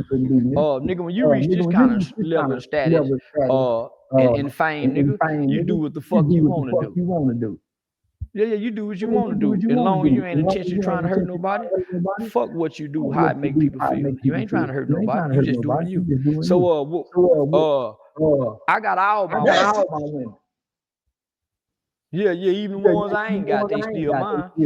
Yeah, no, even the ones I ain't got still mine. You can't engage and interact with me. And think you just get to know. Nigga, it's a certain element that I leave behind that you can't forget. So where she at? In the comment section with y'all. Yeah. See, nigga, ain't nobody mad but the people watching. Yeah, ain't nobody mad. So you see in the same comments I see. I be laughing like a motherfucker. You even addressed it though. You addressed it online. I said, nigga, why y'all worried about that? And I done addressed it with her right there. So I'm saying, nigga, if y'all seeing what I'm seeing, you think everybody ain't seeing what y'all seeing? I ain't hiding nothing, nigga. A man don't hide what he do. That's what the little boy do because he's scared to get caught. Nigga, I'm a man's man. You can't do this if you compromise. The only man can't do what they think I'm doing is a man that's compromised. He need his woman. I don't need my woman for nothing, nigga. God didn't give me the woman to need her. God made me to need him and made her to need me. So man wasn't created to need woman, nigga. Man was created so he need God, and woman was created because she need man, and man need a helper. So all successful men got more than one woman. They just got different names. Rather than Susie, Becky, this is a secretary, this is my bookkeeper. Then they get different names, but they all your women. This is my usher. She leads my usher board. That's them nigga women, homie. They got an attraction and likeness for each other. That's why they got the job. So now, nigga, you got more than one woman. You just don't know that because you don't know who you are. And just because you got more than one woman don't mean you sleeping with all of them. Yeah. Now, nigga, I know a nigga got a wife, a girlfriend, a hoe on the side, a bitch he fight and fuck with, and a prostitute he see regular. I heard my granddaddy say he had all them. So, nigga, I set out to be like granddaddy. Have me a chain with a pinky ring and a Cadillac and a half. I set out to be like the men I saw before me, nigga. That had plenty of women. Do I have plenty of women? Yeah, I'm a king. But I ain't sleeping with all of them. I guess you and your girl was out, and the nigga DJ Academics that talked about it, they been posting like a motherfucker. But nigga, they been seeing me with bad bras for the last 4-5 years since I've been on the internet. At first it was my other little mama. Then it was Nene. Nigga. I keep telling them I'm the new Dr. King.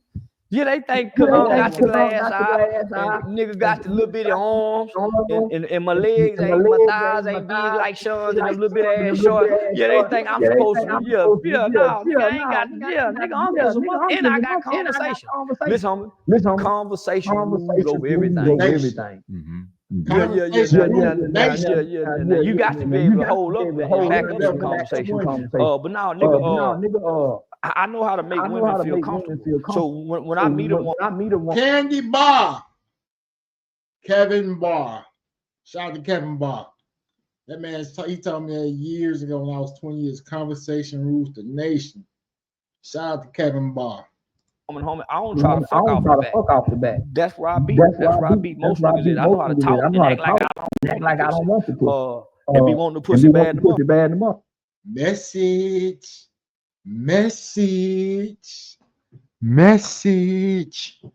But I know how to style them out and play. You know, play like I don't want. So the old niggas say, when you get with a broad for the first time, and she think you want some pussy. Old niggas say, nigga, you let them see it. So that means he say you let them see you get in the shower, wash that body, let her look at it, let her touch it, let it feel it, but don't give it to her. Don't give it to her, nigga. Let her touch it, let her feel it, let her see it. Go jack that motherfucker out, but don't give it to her. Nigga, that's how you break a wall on a woman down. You do that 2-3 times, she swear to God, you ain't nothing like these other niggas. And you everything like them niggas. Yeah. But then you gotta start presenting yourself like you not like them niggas. Have you ever wanted to see your home from space? With this free satellite Earth Maps tool, you can zoom right down to your So I try not to show any signs of jealousy or nothing with a woman. And I can be jealous, but I ain't gonna let it show because I know she'll see that as a sign of weakness. To some women, they might find it flattering, but for the most part, it shows you intimidated by another nigga. I think I'm a hell of a nigga. Yeah, I think I'm a hell of a nigga, so I have an open line of communication with any woman I deal with. If I'm cheating, she gonna know it because I'm gonna be open with her. Yeah, because lying feels cowardly. Unless I want to be a coward, to not hurt you.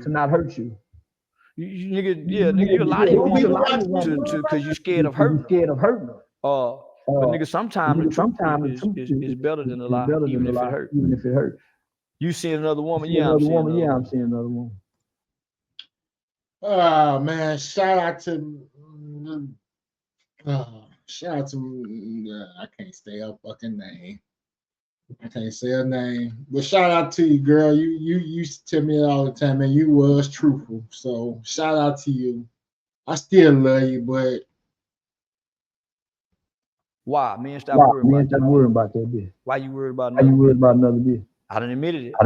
But I ain't giving you no details on me. Why you question me about another bitch? Stop worrying about another bitch. Stop worrying about what a man do. You don't see him with man. You ain't doing no push-ups. You ain't doing no how. So I put it back on. Worry about you as a woman. Take the focus off what I'm doing as a man. Because if you do that, you put more focus on better in you. The pain don't hurt so bad if you focus on you. A man go be a man, ladies. Just don't worry about what a man do. He go be a man. Just know what kind of man you got.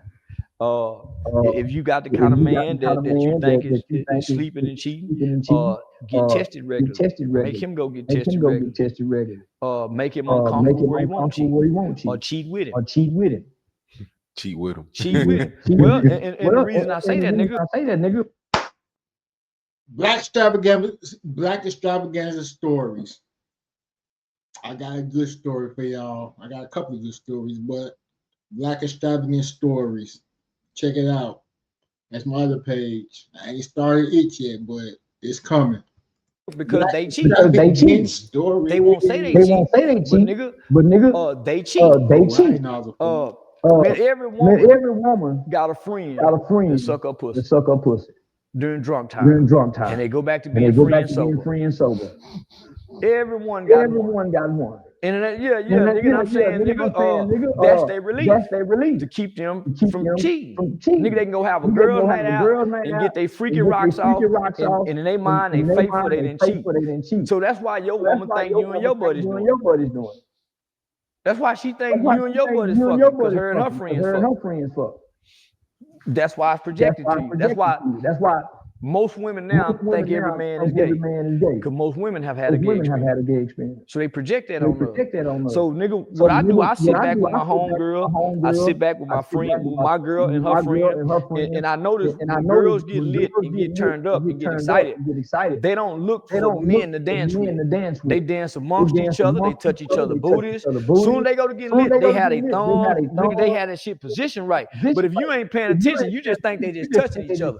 They strategically place their hands, because I start watching every woman who do it, and they intentionally get around that asshole, and they put their little hand right and act like that. But nigga, them hoes be nigga, man, them hoes sneaky. We can't do that. We're not that clever or conniving. So we'll boldly get caught. So nigga, I start paying attention. So that's what makes the woman seem much more sexually disciplined than a man, because she can sneak and go free. We can't. You see what I'm saying? So, nigga, I just, yeah, that's been the topic, Well, that's what I'm saying. Why, nigga? Every nigga got another woman, even a broke nigga. So the same people worried about mine got a nigga or a woman fucking around. So, nigga, we all fucking somebody different. Well, his wife might be cheating. So, nigga, I don't worry about what a woman do with a pussy. You can go crazy. You can't control it. God grant me the serenity to accept the things that I cannot change. I cannot change what a woman do with her pussy who she gets to. And I ain't thinking about what she doing. I'm thinking man thought. Fuck I want to do. Nigga, I don't even really think about the woman when it's time to go lay down and go to bed. I don't want to be in the house all day with a woman. And I don't want to come home every night. Yeah, I don't want to come home every night and have to get in the bed with my woman. She feels some kind of way I ain't there. Yeah, I want to be like a dog. What do you have to say to the guys that's playing hate and saying if Charleston didn't have his money, he wouldn't have A, B, C, and D? They ain't lying. That's why they ain't got it. Yeah, they ain't lying. That's why they ain't got it. They telling the God the truth. I didn't have the money. Don't nobody give a damn about a handsome broke nigga. Nigga, I done seen some niggas handsome in a motherfucker. Nigga, but nigga, they can't get this here with them handsome bodies. Nigga, them fine muscles and them deep waves in their hair with them motherfucking pretty dreads with the blonde tips on it. Like, nigga, nigga, you can't get this with no money. I don't care how good you fucking. Nigga, they want a nigga with some money. They want to be able to tell their friends, man, look what he got, man. Nah, they don't want to just brag about how much they come, cause they friends, nigga, and then they friends go to peak when they go to seeing what's, nigga, I'm showing and proving. I ain't showing and telling. Nah, I'm showing and proving. I ain't showing and telling. Nah. I be seeing the comment section, and I be saying, goddamn, nigga, why y'all so much caught up into what a snitch? I think people feel. I don't want to say this wrong, but I think people feel sorry for maybe your wife. Why? She ain't saying nothing. Because it's like, damn, we were with Charleston. We got to watch him used to wake up in the big old I was cheating in. Nigga, I was cheating in. So, nigga, why? So I'm saying this. They got problems in their life. Why are poor people that can barely pay their bill worried about how many women I got? And they don't know if I'm divorced. They don't know if I'm single. They don't know nothing. Because I don't talk my personal life. I don't talk my personal life. Nigga, I've been famous for almost 5-6 years now. They ain't seen me with my wife in probably 2 years. They ain't seen my wife in probably 2 years.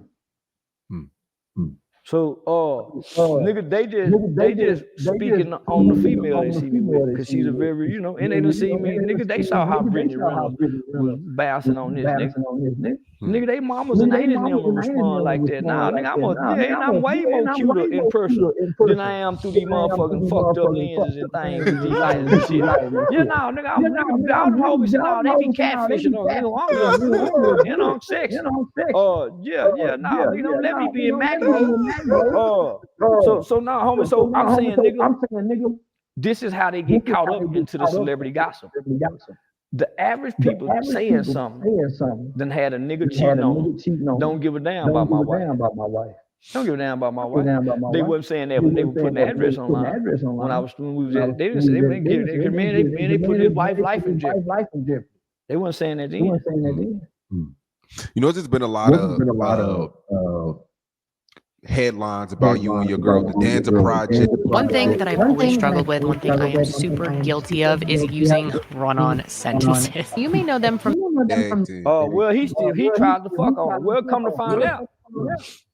We told academics he was just trying to get the Wayne in. He lying.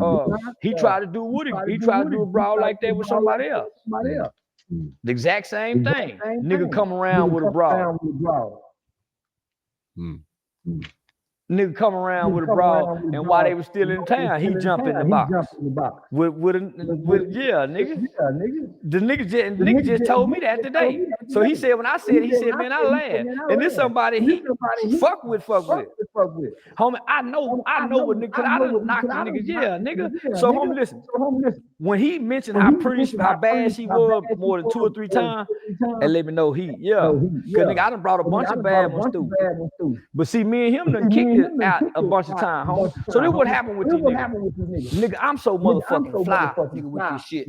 Cause nigga, I got money.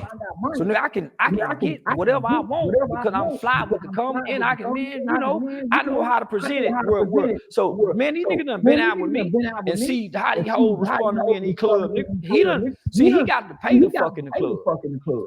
I knock him out the club. See, he the nigga go upstairs, let Tussie and go fuck in the room. Nigga, you go see me next week, and I got out in the back fucking with me. I don't fuck in the club. I don't do lap dancing. Nah, nigga, I score outside the club. That's how I know. Yeah. So, and I like hoes, so I'm shooting at a certain demographic. And I like the lady with the hoe traits, just, you know, with the lady characteristics. We got the hoe traits. So I know what he like. He got a young broad, 23, 24. He keep putting babies in. But nigga, he tricking the strip club. So he ain't knocking hole like ain't none of these niggas knocking hole like me, Sean. I'm the new big meech out here. Nah, I ain't bullshit. Nigga, ask any man. Why you just homie? They been telling you that I've been in the strip club every night for almost 3-4 years. You ain't heard. You ain't had no stripper ever say he broke. He didn't. Nigga, none. They can get paid for this. Nigga, I'm such a player, even the club owners, nigga. Ask Mr. Hit that. Nigga, I make them NBA niggas go to showing out when I come in. So now, homie, these niggas see I'm good with the ladies. I'm really a ladies man. I'm sure a ladies man now with a little bit of money. Nigga can wine and dine, and I got some campaign funds to get elected. See, most niggas ain't got no campaign funds to get elected. They just got a good speech. The politician with a good speech can't keep going on. I got campaign funds to run commercials, to do all kind of shit to get elected. So, homie, these niggas be hating because every time they see me, ask Rollo, ask anybody, homie, they say, man, always got a bad. Always got a bad. That's nigga ass had paint. Always got a bad. So when I brought her, so nigga, I got her out of her city. Them niggas mad in her city. I bring her to this city. Nigga, they don't be looking. I took her to DG. Nigga, she been around a year. So it ain't like she knew. And we get money together. And she a professional gambler. So nigga, she got to put some with some. And we got good business chemistry. But yeah, nigga, I'm nigga, you better not let your I'm really a perfect gentleman. So nothing else, nigga, women like that. And I'm funny. Yes, ma'am, no, ma'am. So nigga, you ain't gonna feel uncomfortable around me. So for one, that's attractive. And I don't run with a bunch of niggas. That's even more attractive. That's what keep my business secret. Just talk your business, not the whole. Because the whole getting something out of you. They benefit. Yeah. So yeah. Now mama say you getting something out of them, make sure they get something out of you. That way it's a fair exchange. Have you been going back and forth with Kwame Brown? Yeah, he said something recently. When they thought I was counseling about white people. But I only argued like that for one video. Because me and him done bumped heads once before. 3-4 years ago. I ate that up. Pause. Yeah. I ain't pausing shit. I ate that ass up. I ate this motherfucking ass. You damn got me with that. I said, yeah, pause. Pause shit. You ain't no pause, motherfucker. I ate his ass up. Nah, man, I don't want to go backwards. So that's why I want to do nothing with no LA gang banging. Somebody called me to come to do something with one of 4 extra cousins. I said, I don't want to do nothing with an LA gang banging. That's going backwards. I don't want to argue with Bosco. I don't want to argue with Kwame. I already beat all of them. They still online. They still in the house on YouTube waiting on a YouTube check. I done graduated to doing tours, movies. They be want some attention. And if I give it to them, they got a nice little YouTube check for the month. But Kwame Brown, if I was in his position, the way he came to the internet, his name should be just as big as mine. Especially when he came with the Mama's Cooking. Homie, once I saw he didn't brand and market that Mama's Cooking because he had a thing going, he could have been selling merchandise. Homie, he's still online going back and forth. I'm selling merchandise, tickets, putting asses in seats. The objective was to evolve past this. So ultimately being a Say Cheese TV, doing interviews. How many can't keep on doing this on YouTube and thinking, man, no, hell no. Have you been seeing the thing about the David kid, the artist that was dating a 13-year-old? Found the body in his trunk. Yeah. What you think about that? He didn't do it. Out of here, all the evidence that's out there. When they go let it stay out this long, they got a little bit of evidence. They didn't arrest nigga with way less evidence. If nothing else, put him in jail just to put a hole on him. A dead body found in your car. Listen, hold on. If they find a dead body in me and your car, and this is our car, do you think they'll let me and you stay out like long? They got all. So think about this. If they got all this information on him, dating a minor, an underage kid, and she look like a white girl, mixed girl, what nigga they let just stay free like this? We already claim about injustice. You don't think like we see in all the first 4 days in crime units victims, they would find some kind of reason to hold him and keep him, make sure he don't do nothing to flee? They're not no arrest. They got all this evidence to point to say he did it. He done sliced the body up because the body was butchered. So that means somewhere there's a location where there's been blood, where they cut the lights. They got all this. No arrest. Y'all really think he done this, and everything points at him. That's why you can't go with this. If everything points at him, why hadn't they made no arrest when we see people get arrested with less evidence? With less evidence, circumstantial evidence they go to trial with. So they got all this physical evidence in his car, his girlfriend. He's a come on, man. Something. She ran away to his house. Maybe the uncle was. That's why she ran away. What do you mean? She ran away from her house to the artist. Greg, we need to talk. No time, got sales calls to summarize. You really need to switch to Monday CRM. It has built-in AI that summarizes house. She's been missing for a year. The body comes up missing. I mean, the body was found September 7th or 9th. The body's missing. He's still going on tour. The body's in his car, chopped up, and he's still going on tour. Boy, he sound a little peeved because he don't think, because Charleston White don't think the boy did it. Boy, he sound like, nigga, he did it. That's how he sound. He didn't report the car stolen. He didn't. Like, bro, he's talking about her music. So you mean to tell me OJ was found with a bloody glove? He was arrested immediately. With all the circumstantial evidence they found on OJ, they placed it. So you mean to tell me they got all of this on this, and he still get to move freely amongst America, and they had to say, hey, we need to house arrest him, we need to do something. Nothing. We don't have no evidence of him going into the police station talking to nobody, but all this evidence is against him. And y'all want me to believe that a black man in America get to move this freely with this much negative publicity on him, and he's possibly guilty. I like to think outside the box. I like to think outside the box, guys. Why would they let him walk this freely? Only to lose endorsements and sponsorships and council shows and not his freedom. In the climate that we're in.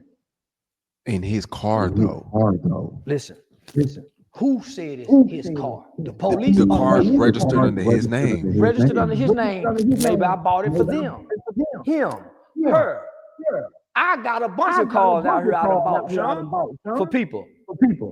Now, don't place me as the murderer, but as good as technology is today, you guys want me to believe that every single piece of evidence points at his guilt, and they don't have probable cause to arrest him. Okay, fuck the death. He was dating a 13-year-old girl. So we got all the evidence. So he just, oh man, I get it. You know what I'm saying? Just the situation, but he couldn't get him on that. He clearly couldn't get him on that, right? So he said, fuck it. He was dating a 13-year-old. Yeah, that shit nasty as fuck. But still. You see how he switched the game on him? Evidence. And you want me to believe that she's dead and the police have not even arrested him for being involved. I don't know if he killed her. Hold on, listen to me. The mother of somebody can say he was messing with her, right? The mother did. So you mean to tell me if he was really messing with her and they got proof and evidence, if nothing else, they get him on sex charges with a minor so we can at least hold him in jail while we investigate this murder, while we can put pressure on him. See, right now, there's no pressure on him to talk or nothing. So obviously the evidence don't really point at him. They don't let black men get away with these kind of crimes, son. Not in America. Not under this president. Not under this president, homie.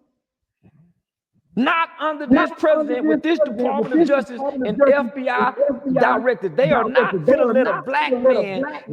You see what they did to Diddy? He's randomly on video washing all her shoes. Are you seeing this shit? I am, and I'm also saying do you randomly wash your girl's shoes? All of them?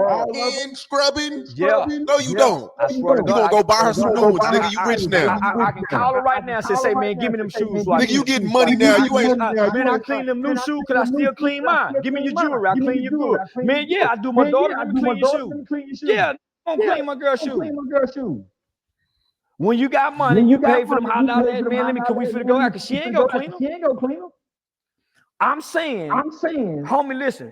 Y'all want me to believe that we're mistreated by the police. So what y'all always saying? That it's unfair. We don't get a fair shot. Why are they giving him a fair shot then? With all the evidence. And this is circumstantial. And we seen them go to trial on circumstantial evidence. Lil Durk. This is a high-profile case that any prosecutor, any FBI investigator would want to get on to get this guy. You can't make me believe they going this easy on him that done something this horrible to a kid. And he still, and all the black people saying this. When they canceling people's shows for speaking on Kirk.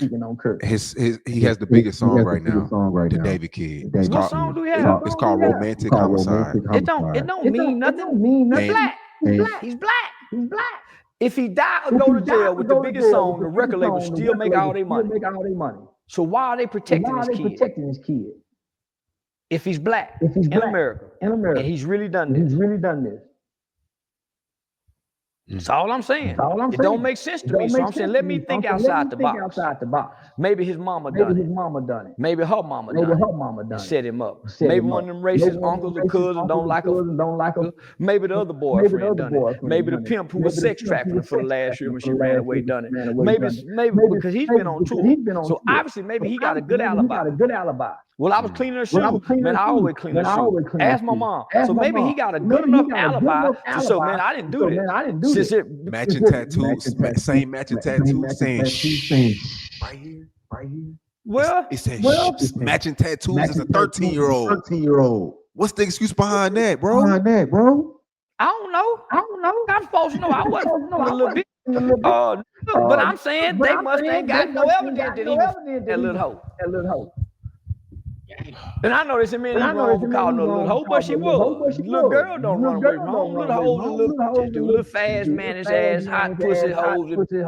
Little girls stay and listen. So yeah, that was a little hot pussy little girl running away. And somebody was before she ran away. That's how she gets outside the household. Somebody within the family. So make her go outside searching for that dick at that age. So now, man, listen. Maybe there's no proof that he's been messing with her with the matching tattoo. Maybe there's no proof of it. Maybe mom said it, but maybe there's no proof. Obviously, homie, because you cannot make me believe as quick as it is and easy it is to lock up a black man just for allegations. Just for allegations. You mean to tell me they ain't arrested this guy? With all of this evidence, maybe the evidence don't. Maybe it's just the public opinion, the public court's opinion. But obviously, homie, the police don't have enough evidence to charge him with all of this speculation. That's all I'm saying. I ain't saying he did or he didn't. Why they ain't moved on it if he did? And they have all of this pointing at him. And they're taking down black celebrities. Remember, they were just saying that. Diddy, Jay-Z, they're taking down black. So why they ain't took him down yet? And they took Diddy down for less. New this season, NFL Sunday Ticket month to month is now available. Subscribe now and cancel. So y'all help me make sense of it. Help me make sense of it. Is he the fall guy for a music executive that done it? Because they like kids too. They like kids too. Was he the guy that went out and got her? Because they have to have somebody go get the kids like Charles Manson used to do. And they always use celebrities. R. Kelly did. So they haven't stopped abusing children in this industry. So y'all want me to believe this black kid that's an artist that's this big tied to an industry that abuses children, he done this and all the evidence points to him. Sound like he's being set up to me, Sean. Sound like he's a fall guy. I can't wait to see what happens next. I'm not saying you're right or wrong. You're the only person that. I don't give a damn what happens. Nigga, I don't know him. I do feel like a plot twist could come. I know it's a plot twist because niggas don't get to commit crimes like this with the evidence pointing guilty and go free. That's never been the history of this country. Why would they start doing it now? Do you know how the initials look like a little lily white girl? So we got black men being found hung on college campuses and around high school. Why we talking about that got evidence won't be arrested? Man, no. The kid that was found hanging in Mississippi, they said it was no foul play. And they lied and said it was in a dorm somewhere else, but it was actually the dorm room. So they lied and said the body was found somewhere else is what they told the family. Okay. But I'm saying so what they found hanging, ain't nobody gonna do nothing. So go on about your business. You go on about your business. I mean, there's nothing who. We don't know who did it. Who hanged in America? Who got a history of hanging? White people. But I'm saying who? It don't matter. White people. And that came right after the Charlie Kirk situation. It don't matter. White people. He was hanging before then. They just found him after that. Remember, a year ago, somebody reached out to us and found another truck driver hanging. Remember, I said, man, I ain't gonna speak on it because I ain't ready to go to war with white people. Not about. I go to war with white people about my rights, but not for black people. You see, if I die for my rights, I die for me and my rights. Fight for my rights. If I die for black people, I'm fighting for rights they don't even give a damn about. They don't care about voting. They don't care about reading, going to school. So why would I fight for them? I got rights. Never mind, y'all. That answered my own question. Were niggas more this dude, my boy Charleston White? I fuck with him. But were they more? Probably not. But he making a lot of good points. And so I uphold my rights. Motherfucker can't tell me what I can say. Cardi B's pregnant again. I mean, you have a history of doing Cardi B segments. She's pregnant about Stephon Diggs. Didn't waste no time. Moved on. Say so, nigga. That's that HPV pussy. HPV pussy. What's that?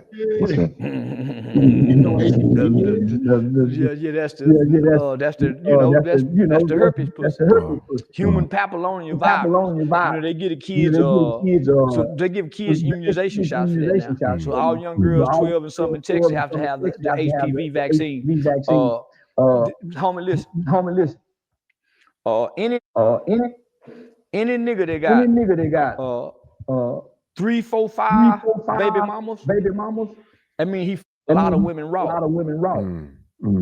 So he's acceptable to carry some type of STI or STD. Dick too active with too many babies. With a history of raw dog.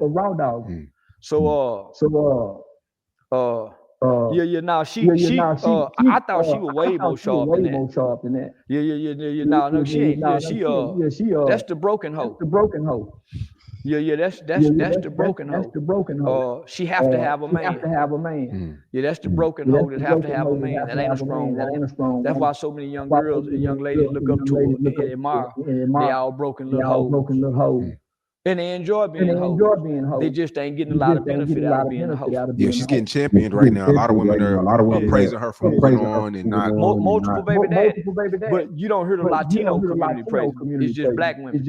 Because black women have multiple baby daddies. Mexican and white women don't. So I was looking at this post on this girl Facebook. I don't even be on Facebook like that, but yeah, I was looking at this post, and it had one of Tiana Taylor, Cardi B, and 2 other females that moved on after they had kids. Who gives a fuck? Who cares? Now, I guess you was because that's what you figure you gonna do, but who gives a fuck? That's why I don't even like being on Facebook. Julio put 4-5 babies in the. She got two different baby daddies. He got 7 different baby mamas, and all the kids around the same age. His kids will end up with each other sexually. Because they spread it out. As a man, he's no matter how athletic he is and how well he's doing in football, he's a pathetic father. And every she with got to complain about it. Cardi go be complaining. Any kick them whole ass. Any type of kick you in your ass and be kissing on them turtles, putting that dick off in you saying he's sorry. You made me do it. You see what you made me do? And be making you come while he blaming you for that. He that kind of all them whole and he a freaksman. He like the so she just a calm bucket. Yeah, Cardi B done turned into a calm bucket. Yeah, but she was a good housewife as a whole. She was ready to be a housewife. She don't want to go back to this. She hates she having the baby, so she got to try to make it look good, homie. But no woman have ever been proud to be the other baby mama while we both pregnant. So, yeah, sure, that's both our babies, homie. She had to say it jokingly, not to cry. So I think 2 of those babies was born in wedlock, right? Offset baby, she was born in wedlock. The other baby gonna be a problem because it's a bastard baby. So you got a bastard baby and you got 2 children born in wedlock. You got 2 born in wedlock and you got 1 born out of wedlock while you're married. That's not Stephon Diggs' baby. That's Offset baby. By law. By law. That's his baby. And if I would have, I'd play dirty and claim the baby. Get a baby my name and mistreat it. Yeah, not by all the. Yeah, he get 1 toy for Christmas, and my real kid get a bunch of toys. Yeah, my kids get flown in on a helicopter for their birthday party, and we doing the hot dog and chili and the cake and ice cream. All right, so by him saying that, put in the comments if you're watching, if I got a subscribe or whatever. Put in the comments why these baby mamas feel bitter when the man don't want to fuck with the other child, but he fuck with his kids.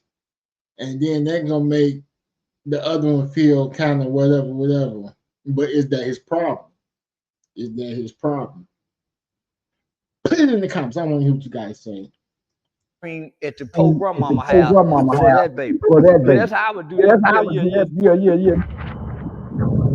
This game, you're not. You got my wife, but even we ain't together. Yeah. I don't think this is nothing to be proud of, homie. Just as a black woman, none of our black mothers clap for this. Girl, you supposed to take time to get you together. Just as soon as you went and hit the streets. You just had a baby. You didn't play mama. Who nurture these babies? Where the nurture come from? If you got time and do, man, you out party having fun. Who nurturing these babies? What the positive male influence coming from? You getting your son her twisted up like this nigga. This is not a positive influence on your child. He ain't even in his own kid's life. Ain't even his own kid's life. So why do women do that? Like, you know, this nigga got 1 million kids. Yet you fuck with them. Now you with 5th, 6th, 7th baby mama. Now you looking stupid because they ain't gonna stay together. I knock on wood. They ain't gonna stay together. So it's like, okay, you fucking with dude. I know he got 4 kids. He's a nigga. We gonna put it like he's a nigga. No, he got 4 kids. No, he ain't taking care of none of them. If he is, whatever. Shout out to those that do. But you know, he do the bare minimum. But you still fuck with him. And then you blame niggas like, I ain't gonna say that niggas like me, but you blame niggas, good niggas that try to, like, bitch, I wouldn't want you either. You got me fucked up. Man, she was better off. Stand in that grass. Don't look like it's green. Yeah, somebody said from a wife to a baby mom. That's crazy. Crazy work. That's ass backwards. Ass backwards, ain't it? That's ass backwards. And I'm willing to bet that ain't his baby. That baby got to be blood tested. It's some jaws. Some jaws got to be swabbed. Because it was all each other around the same time. And that baby go be a C-section baby. That baby ain't gonna be able to come out that pussy. Got to get that baby out the bed. Yo, I'm so happy you said that. So she can't. I'm telling you, that's not his baby. That's not his baby by law. That's not his baby. She was supposed to get all that undone. And then, homie, just from a spiritual aspect, how the kids get mistreated. That's how these two brothers or kids look at this one. Man, yeah, no. Because I guarantee, when that baby turn 10, they won't have a mutual respectful relationship. That nigga like to fuck hoes. She just playing cool right now. With it. But nigga, once that baby get her, she ain't gonna be cool with that nigga having to go over there. Because when he go over there, he gonna be fucking one of them too, they baby mama. And niggas still fuck baby mama till them kids still be about 4 or 5 years old for y'all really start hating each other. But y'all still sneak and fuck with the hate love. Out of convenience. I don't understand. I don't get. So yeah, nigga.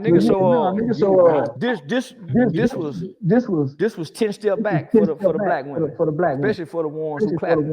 Because most of the hoes who clapping got 2 or more kids by 3 or more different niggas. That's a contaminated pussy. That's a contaminated pussy. Speaking of you, I'm gonna say 2-3 years ago, you one line shit. Last year you had predicted Blueface and Christian Rock's baby. Baby about 2 years old now. So about 2 years ago. Yeah, about 2 years ago, man. And I mean, you go be a bobblehead. Man, bruh, chill out, man. You can't hold their head up. At some point they gotta be able to hold their head up and look up at you. But nigga, we are. Homie, I play a villain. And some of the things I say at times, I'm not saying gonna affect me, but I say, God damn, nigga, shit. I say some shit. But then I say, but nigga, you ain't saying nothing wrong. How you saying it is wrong, but how can the truth be wrong, even if it's said like this? If you don't say it like this, you say, hey man, most black women. Oh my God, I get that shit all the time. Shout out to my sisters, right? And whoever else that know me, they always tell me, Al, black, I'm black, whatever. They say, it's the way you say it. Give a fuck the way I say it, but sometimes I receive it too, so I understand it. But sometimes I'll be like, most times I already told you.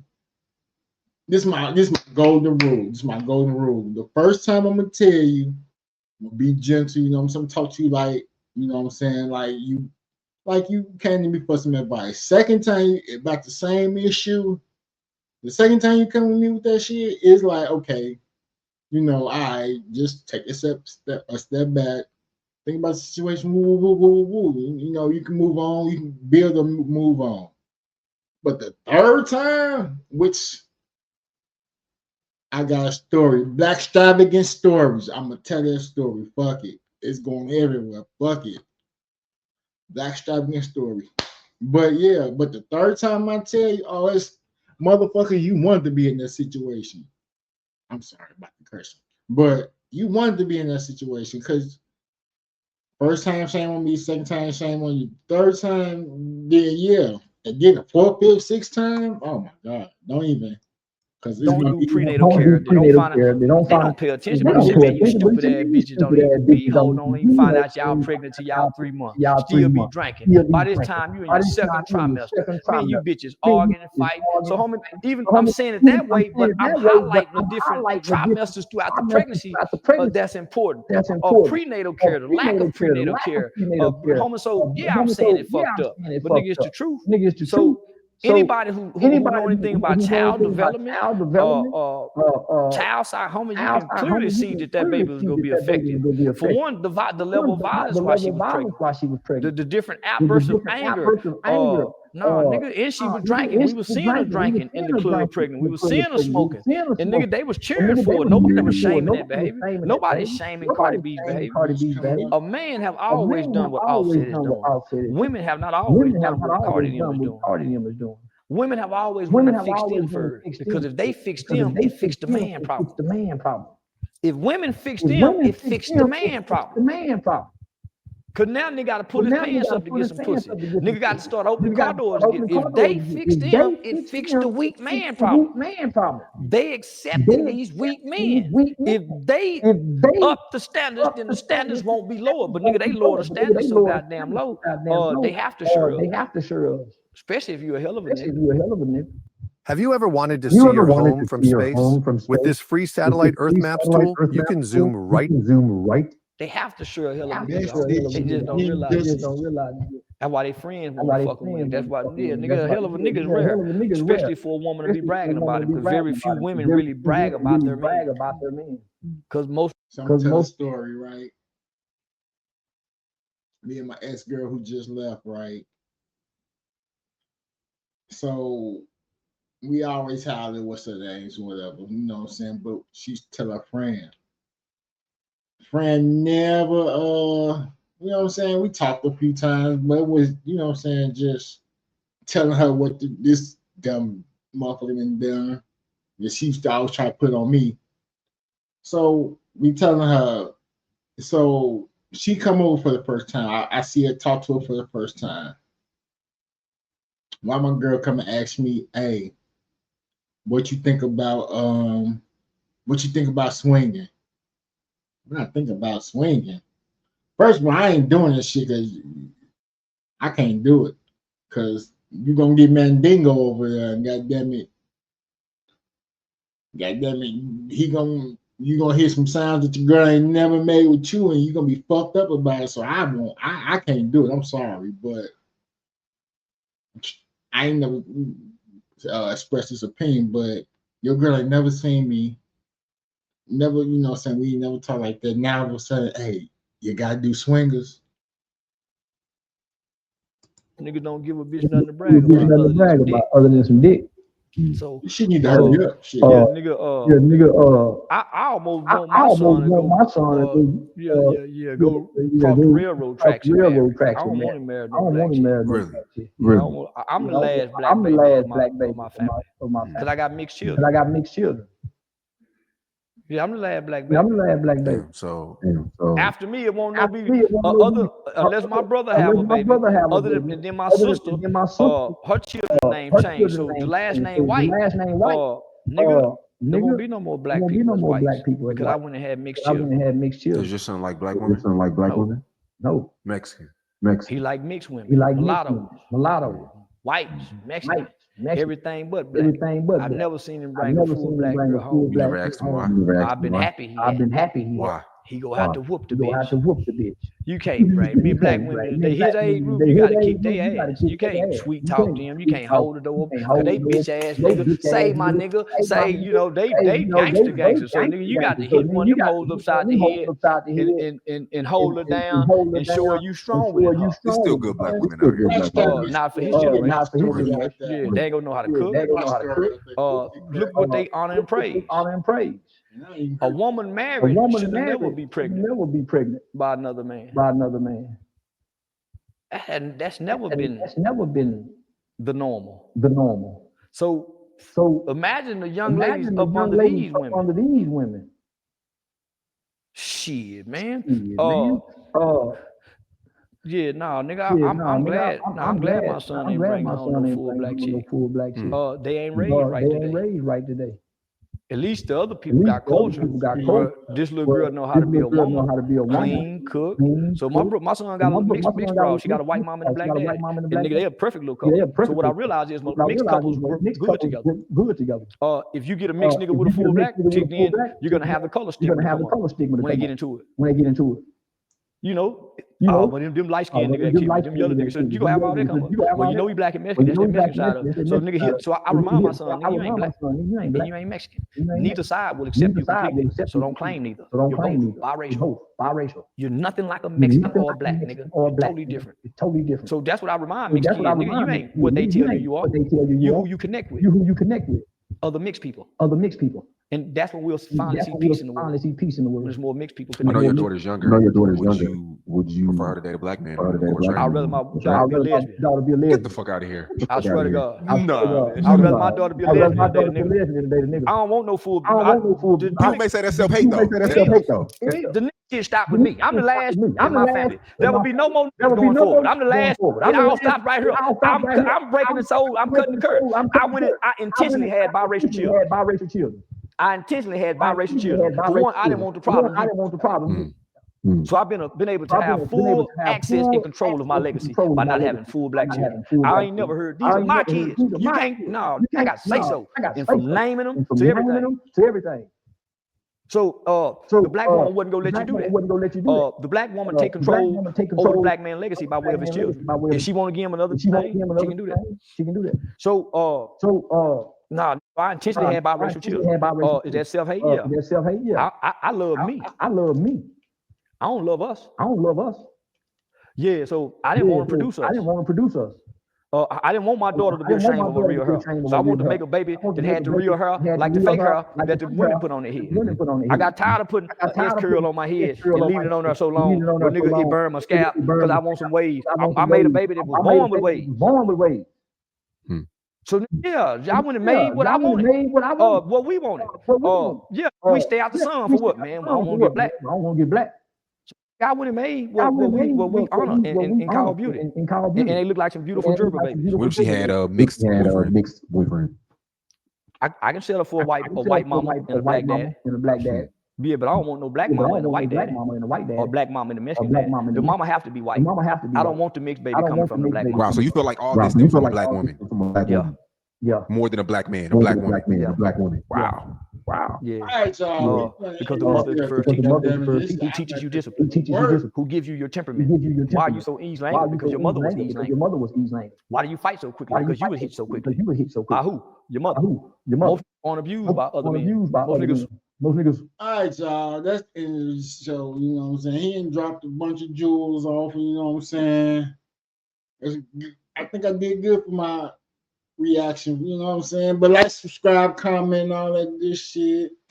Black reactions, like, subscribe, comment, like I said. And I appreciate you, you know what I'm saying? I enjoy doing this, and I'm out. You get out here so y'all say, get the fuck out. Holla.